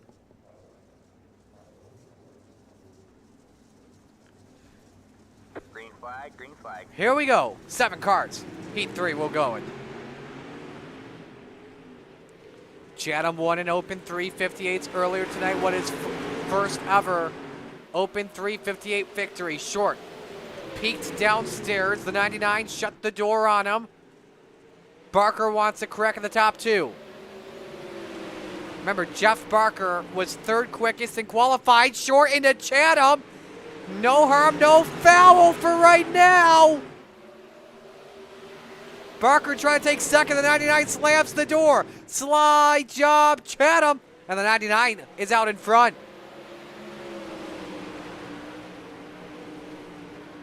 Short tried to put the bumper to Gavin Chatham. The two racing very hard, very close. They can touch, they just can't hit.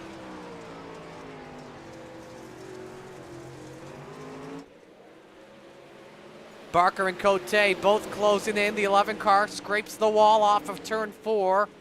And Chatham, the quickest car in track, 1897. John Short all over, trying to get that slipstream down the back.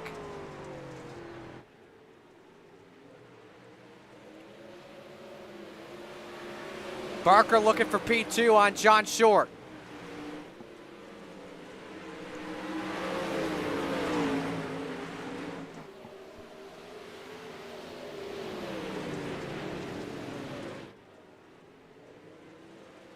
Ooh, Barker sideways off for turn 4. Cote to P3. For right now, not what the Brewerton Beast wanted. And so the Goose takes a spot away. Top 4 spots remain unchanged for right now. You got Dittmer, Cale Bixler, Barry Goldner battling in the back 3. 2 to go in this heat.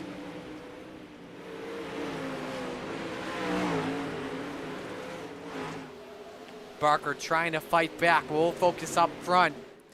Chatham leading by a half second on John Short. And number 51, final lap underway.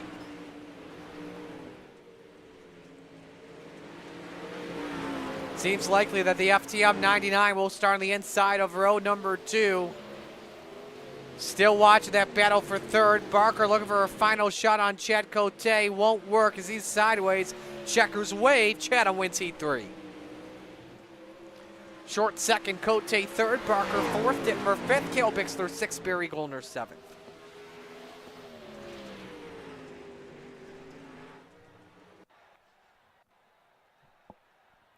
We'll step aside and take a break. When we come back, featured time of the Coast to Coast Racing Network. But first, a look at Speed Weeks.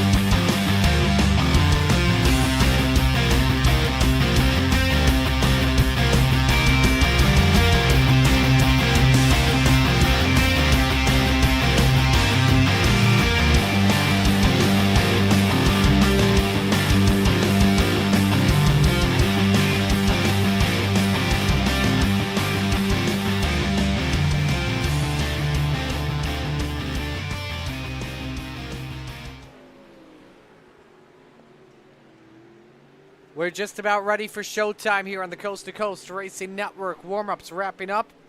As Chad Griggs is the quickest, 18.75. Stephen Goldner second. Jesse Bandy third. Patrick Spengler fourth. Gavin Chatham fifth.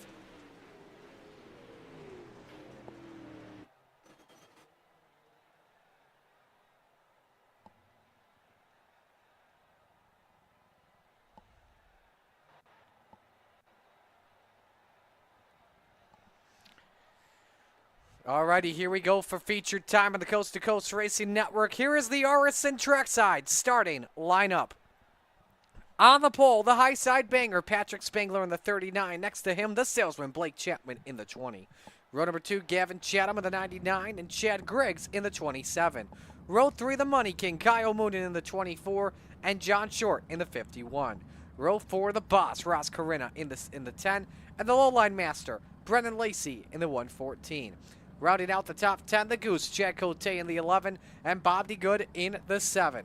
Row 6, Jack Clevenger in the 78, and the Bird to Beast, Jeff Barker in the 513. Row 7, Jesse Bandy, the Bandy Boat Master in the 49. Next to him, the Macho Man, Tyler Wilson in the 42. Row number 8, Brandon Dittmer, the Spider Monkey in the 83, and the Pink Panther, Jesse Atkinson in the 127. Row 9, it's Stephen Goldner. He's in car number 30, and it's Kill Bixler next to him in the 789. Row 10, the Desert Demon, Terry Landis, the 161, and the General, Andy Patton in the 87. Row 11, Barry Goldner in the 36, and Randy Shreves in the 56. Final car in the grid, Gentleman Jacket in the 217. Brandon Dittmer having to take EOL tonight. Brandon, who you picking this evening? I'll give him the high side banger. Give me the salesman, Blake Chapman. There'll be someone likely from the front row unless Brendan Lacey spoils the party on both or somebody else in the field, like a Chad Griggs or the field. Alrighty, BD, best of luck here tonight. See if you make a charge from the back to the front. Thank you. I'll try my best.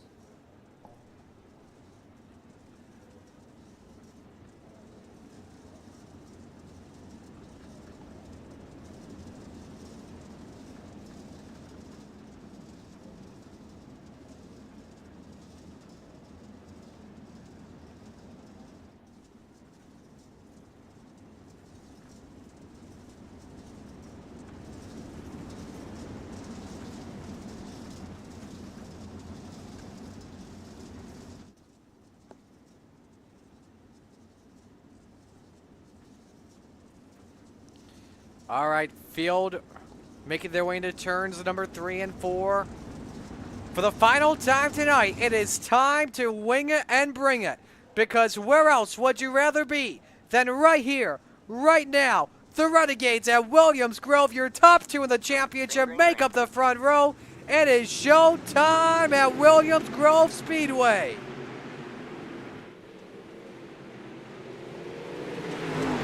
Three wide for the race lead. Look at Gavin Chatham trying to go 2 for 1 into 3 and 4.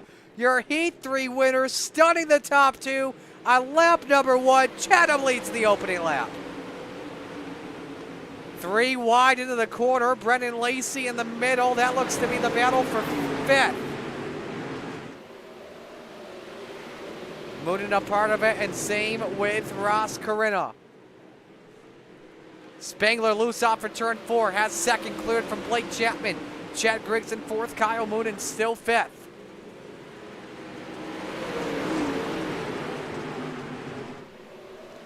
Been a while since we've talked about Griggs near the front. It's had limited starts this season. But whenever he runs a race, he is always a threat. To 3rd he goes. Spengler for the lead on Gavin Chatham. Top shelf where Mama hides the cookies. The high side banger trying to snatch them. Chad Griggs, quickest car on track, 19:23 last lap.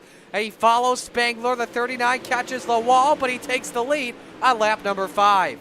Griggs tries the slider on the 39, the hometown boy. Fortunately, that may end there.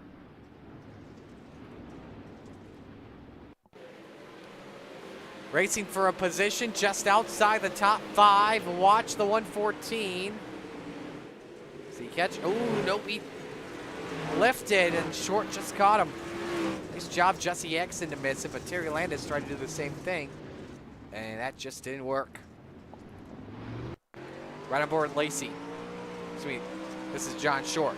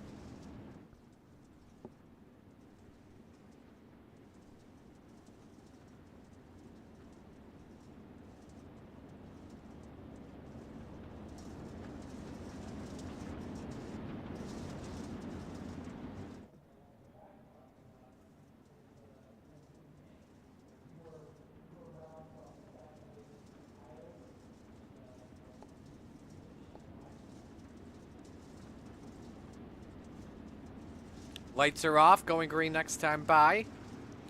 Will be our first restart of the night.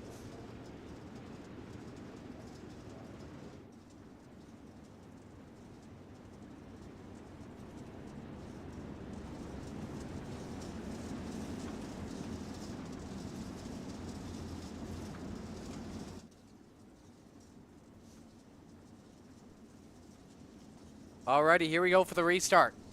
Spangler and Griggs, row 1. Chatham and Chapman, row 2. Corinna and Moonen, row 3. Cote Clevenger, row 4. Barker and Bandy round out the top 10. First restart coming on lap 7. Back to green. And Griggs with a great job timing the restart of Patrick Spangler. That's one of the best restarts I've seen for the second place car. And it may work out to his advantage off for turn 2. The 27 to the point. Randy Shreves out of the ballpark. He is forced to jump to the pits. And Chad Griggs, your new race leader at Williams Grove.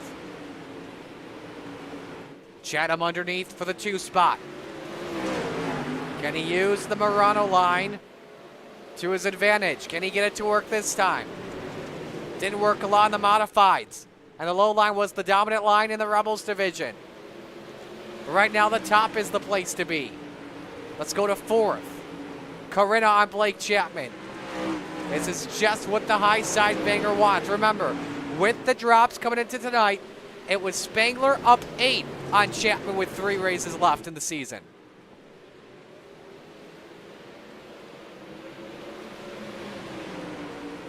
Chap and Corinna through to 4th. Got some other changes here, some good side-by-side racing. Clevenger and Atkinson in the race for P8.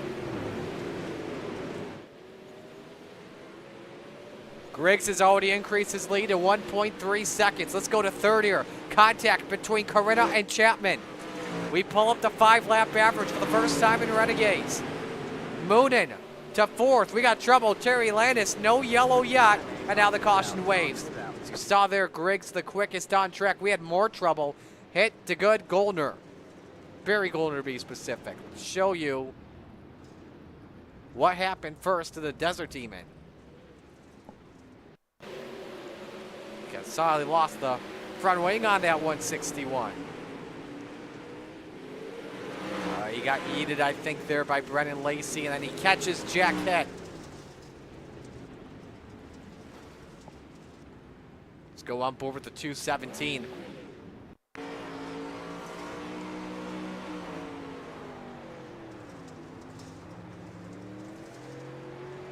It just barely caught him, and there's the good in that as well.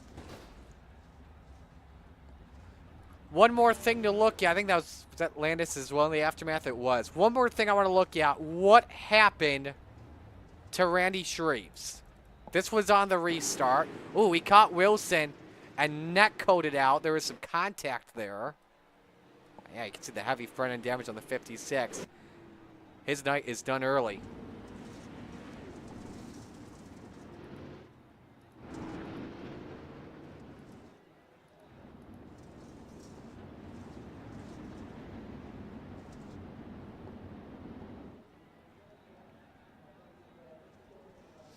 While we wait to go back under the green flag, a reminder at your schedule for next week on the Coast to Coast Racing Network Speed Weeks. We begin things Monday night with UMPs and GT3s. This is Volusia and Daytona. Dirt is first, then asphalt. Actually that's Sunday night. Monday night, we've got open 358s and open 360s all at Volusia. Tuesday night, the Pro Late models, then trucks. Wednesday night, sprint cars, then Xfinity cars. The final night, Thursday, small block, big block modifieds, and the next gens. All right here on the Coast to Coast Racing Network. 11 laps complete. We'll watch for the Chapman Racing drone. We're back to green. Griggs fires. Bad restart from Spangler. Look at Corinna trying to take second. Oh, man. A narrow lane for Blake Chapman to get through. Trying to find his way and hold off Jack Clevenger. Spangler hanging on to P2 with the line. Moonin. Fourth spot is his. Over Blake Chapman as Griggs tries to pull away. But look at this mess. 4 wide off turn 2. Hang on, boys. I think it was Clevenger, Cote, Stephen Goldner, Blake Chapman. The Goose with a narrow lane almost clogged up on him. Ooh, Atkinson. Slight contact with Jack Clevenger. He catches it. That puts the Pink Panther back outside the top 10. Look at Brennan Lacey. Nice recovery after the first yellow of the race. He's up to 10th. Biggest mover, though, tonight, Stephen Goldner. Started 17th, running 7th at the moment. Just past Clevenger and Jeff Barker. To the race for P3. Chapman moves back up to a podium spot past Ross Corinna. Leaf just needs to secure it at the start-finish line. Remember, the bottom was the place to be for Rebels. Oh, look out! Clevenger clogged up on Barker. Lacey involved, same with Atkinson. Everybody skates away straight. No yellow flag. Here comes the yellow. Clevenger on 2 wheels. And I think that was Brennan Lacey that went to the pits as well. Clevenger going to try and bring this back. He's got to stop this thing. Yep, there's the yellow. Oh, look out, look out, look out, look out, look out. Jack, just tow that thing. You are not going to be, I don't think that car's drivable to the pits, even at that slow rate of speed. That was a wreck that took so long to break out. We're going to rewind the footage here, and we'll put you at a wider angle, too. How this happened. You saw Clevenger just about crowd Jeff Barker, then just, oh, he countered it back. Caught Barker at the wrong angle. Lacey, Bandy, Atkinson, nowhere to go. Barker drives away free. Then watch this here. Look at Brennan Lacey first off. No steering. Catches Jack, hit both of them. Get home runned. So that is what happened there. A lot of cars involved in a tough ending to Brennan Lacey's night after a good comeback he was working on.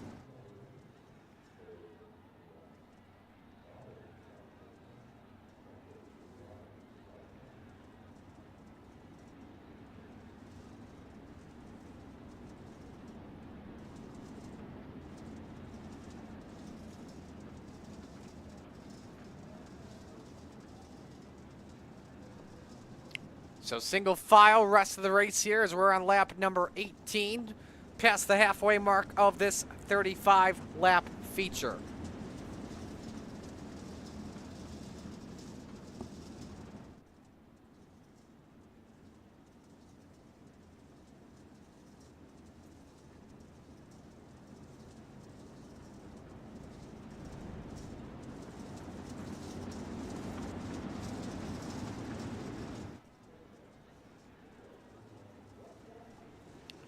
Everyone staying underneath as Griggs fires back to green.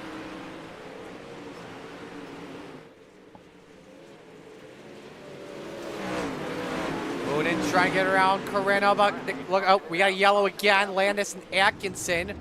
Turn 2, that also involves Dittmer too, and I believe the same for Bob D. Good.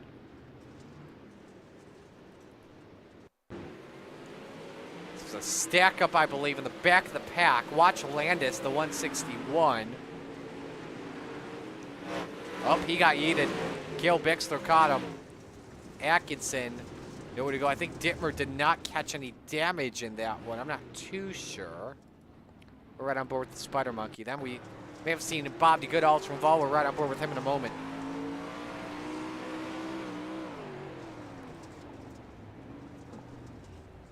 Took evasive action. Ooh, he did catch a powdered donut. Don't know how much that will affect his race car. Here's Bob D. Good. Trying to avoid, just got caught there. A nice 360. A good save from D. Good. A 360 is always a save in my book. In asphalt, in my opinion, it's not. Sorry, asphalt boys and girls.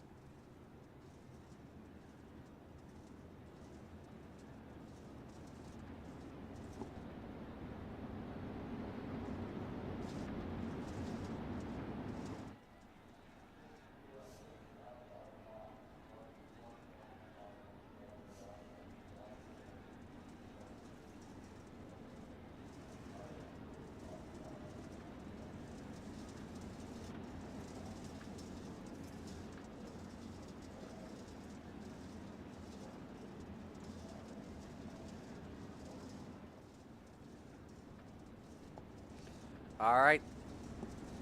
Takes a lap off the board. Should be about 16 to go on this restart.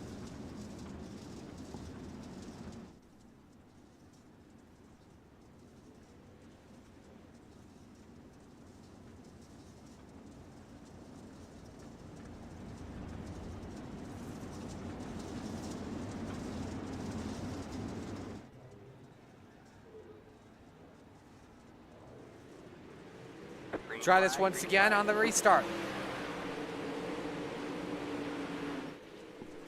Griggs immediately pulling away here. Spangler second. Chapman still third.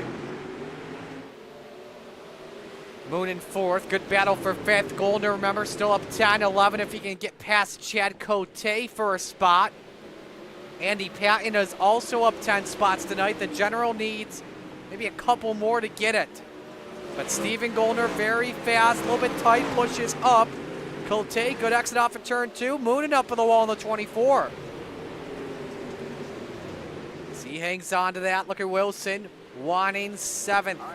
Yellow, Brennan Lacey. The field slows up to the Steve King Foundation pace truck. And a frustrating night at a track for Lacey may be over tonight.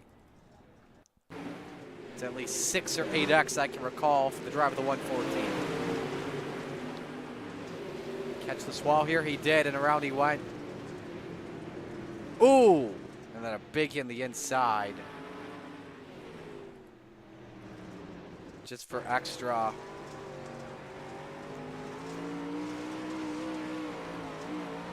Just added fuel to the fire of this evening. Just added flesh to the wound.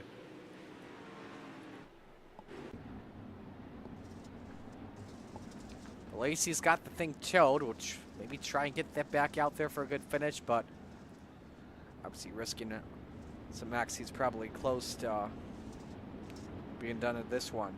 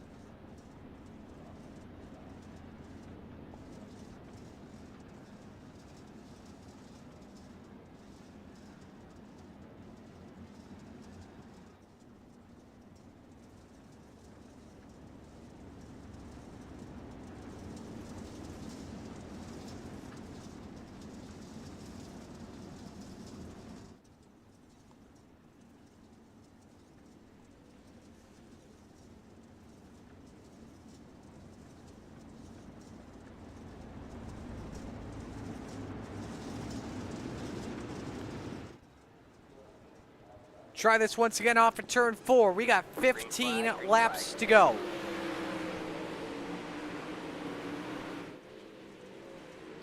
Greg still your race leader. Took the lead early in the going from Patrick Spangler, who took it from Ross Corinna earlier this evening. Chapman trying underneath this. Spangler catches the wall. High side maybe starting to get burned up here. 3 wide off for 4. Wilson in the middle with Goldner to his outside. Chatham underneath. Oh, we lost one. We lost Stephen Goldner. Ah. That's a tough break for him. A nice charge from the back to near the front. We can say the same thing for Andy Patton, who saw that in front of him and saying, hey, I got a chance to get some bragging rights here. Say I was hard charger. Cote up in the wall as well for a moment. Yeah, it's wall like one scrape like you saw there for Moon. If you hit it hard enough in turn 1 and 2, you can bite your rear end out.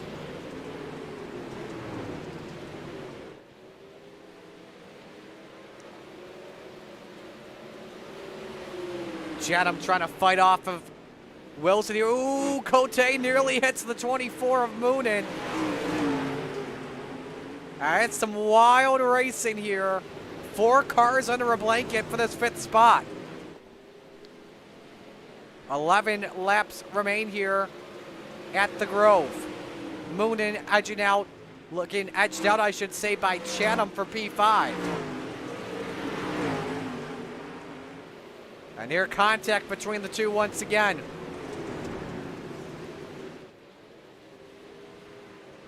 Just utilizing that bottom, trying to gain speed, and he still edging out, nearly identical laps. We got a race for P2 here.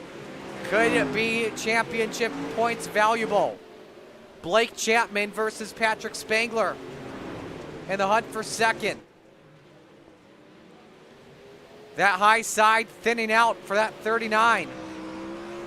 As we've got 9 laps remaining. Your 5-lap average looks like this. Chad Griggs and I believe, if I look at that right, that's Gavin Chatham, nearly on the same pace. It's updated once again, but that Griggs car, very dominant this evening.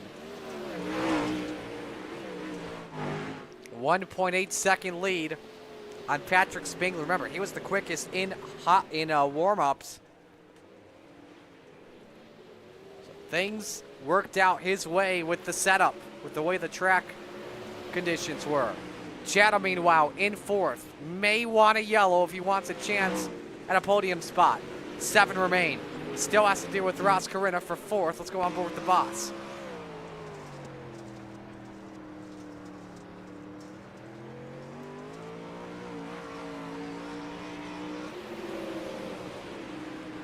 Back to the side-by-side race for second. For Chapman, very good in the bottom when the race is late in the stages.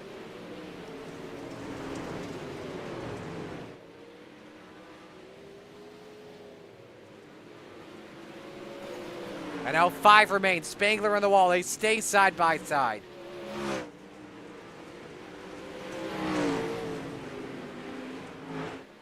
Griggs in some lap traffic. He doesn't want a yellow, though, that's for sure. Can the 20 car get second off for 4? Spangler fighting that car off at turn 4. And the salesman takes P2. Big points right there, possibly. And now Gavin Chatham is closing in on both of them. Chatham looking to steal a podium finish. Man, Chad Griggs has no idea what he's missing. Spangler fighting the top. Oh, Moonen has ballparked it. He's done for the night.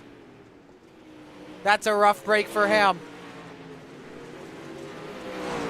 Spangler just has to keep the car out of the wall in 1 and 2, and maybe the same for 3 and 4, and he's good. He's fighting for 3rd. Gavin Chatham takes the spot away. Can he secure it at the line? Yes, he can. The 99 up to P3. Landis off the pace of the 161. That could get interesting with 2 laps to go. Hopefully he's got enough fuel, but look at the space between Griggs and Blake Chapman. Off at turn number 4, white flag waves. Final lap underway for Chad Griggs. Hasn't had a lot of starts with us this season. This is race number 5 of the year for the Scott Thomason Racing number 27 as he makes his way through turns number 3 and 4. First win of the season. Chad Griggs takes the win at Williams Grove. Battle for second, Blake Chapman for third, Patrick Spangler. Gavin Chatham at an issue last lap and loses out on the podium. Ross Corina 5th, Andy Patton in 9th, your hard charger up 11. But it's Chad Griggs that spoils the night of the two championship contenders. Donut time for the 27.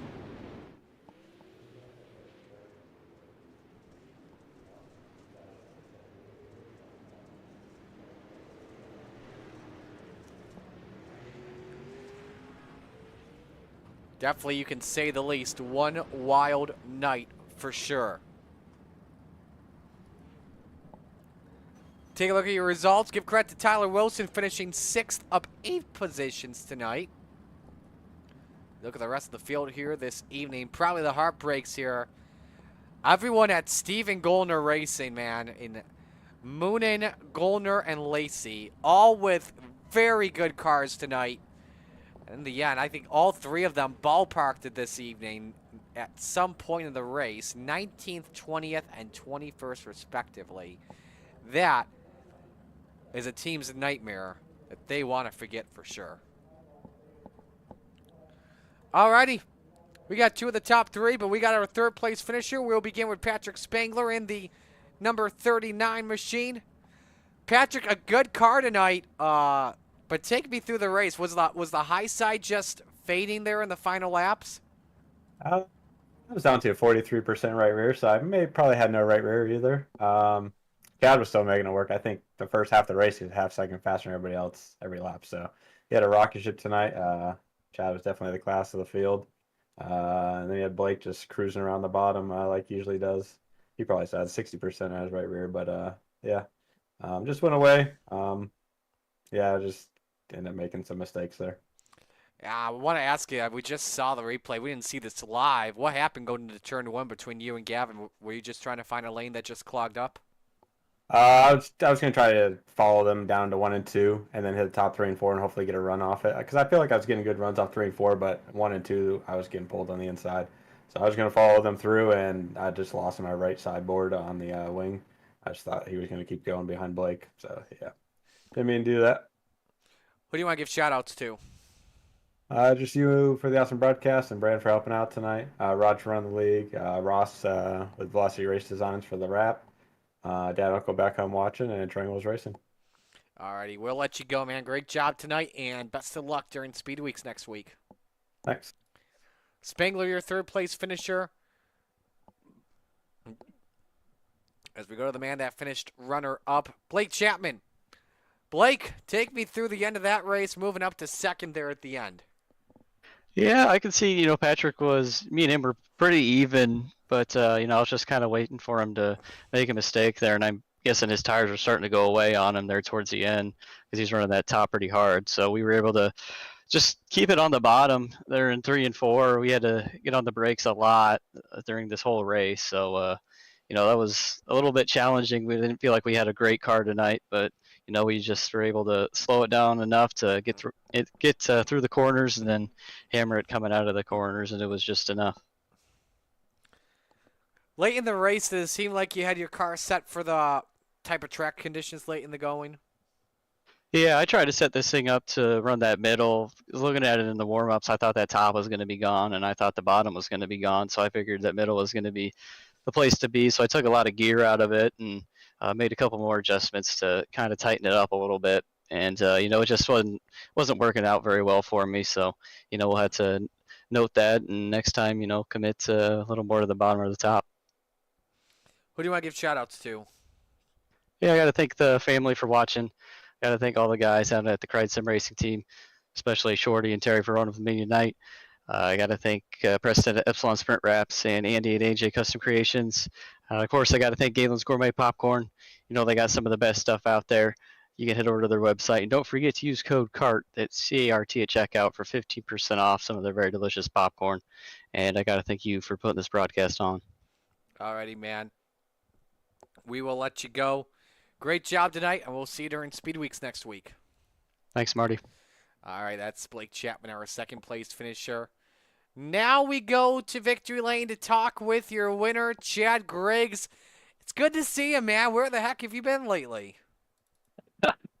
I've been kind of playing this game a little different, and tonight I decided that I didn't want to play it that way anymore, and decided I wanted to try to win or talk to you guys. So here we are. That you did. We noticed you were very quick in warm-ups tonight. Was the car set up to the perfect track conditions that were right for you? I will be honest. In the feature, I made a huge swing at the setup that is totally backwards of anything that we've ever done. And it was really fast in the feature. So I knew that if it was working and I was watching the times and, seemed to be a considerably quicker each lap as long as I could nail the top on both ends of the track, I was impressed with it. I don't think I'm going to give up what that secret is, but man, it was really good. Who do you want to give shout-outs to on the run? Thank you guys for the broadcast. You guys do a great job. Roger and everybody at C2C behind the scenes for the league and for putting everything on. My guys at Scott Thomason Racing, Josh Whiteman for my paint jobs. Alrighty, man. We'll let you go. Congrats on the win. Great to have you back, man. Welcome back. Thank you. Appreciate it. Chad Griggs, your winner tonight in the Renegades' first win of the season. And so wrap things up here tonight. Brandon, your final thoughts on a good night of racing here at Williams Grove as we turn our attention over to Speed Weeks next week. Yeah, Williams Grove always brings some good racing competition and some fierce battles, and just saw more of that tonight. Sometimes this place can get one lane. I think we did see a little bit of that tonight, but otherwise these guys are so good they can almost make any lane they want work. So with that, we will bid you adieu. Don't forget on Slide Job Racing Network next week. You don't want to miss out on that. Speed Weeks, we will have Volusia covered for you with Open 358s and Open 360s. So thanks for joining us here this evening, the Coast to Coast Racing Network. On behalf of everyone here at C2CRL, all the fine drivers and sponsors, Roger Craig and his great group of admins. On behalf of Brandon Dittmer, I'm Murray Scala saying so long. Congratulations to your winners this evening in Victory Lane. First win for Gavin Chatham in Open 358s, Joseph Grady in Rebels, and Chad Griggs in the Renegades. So long.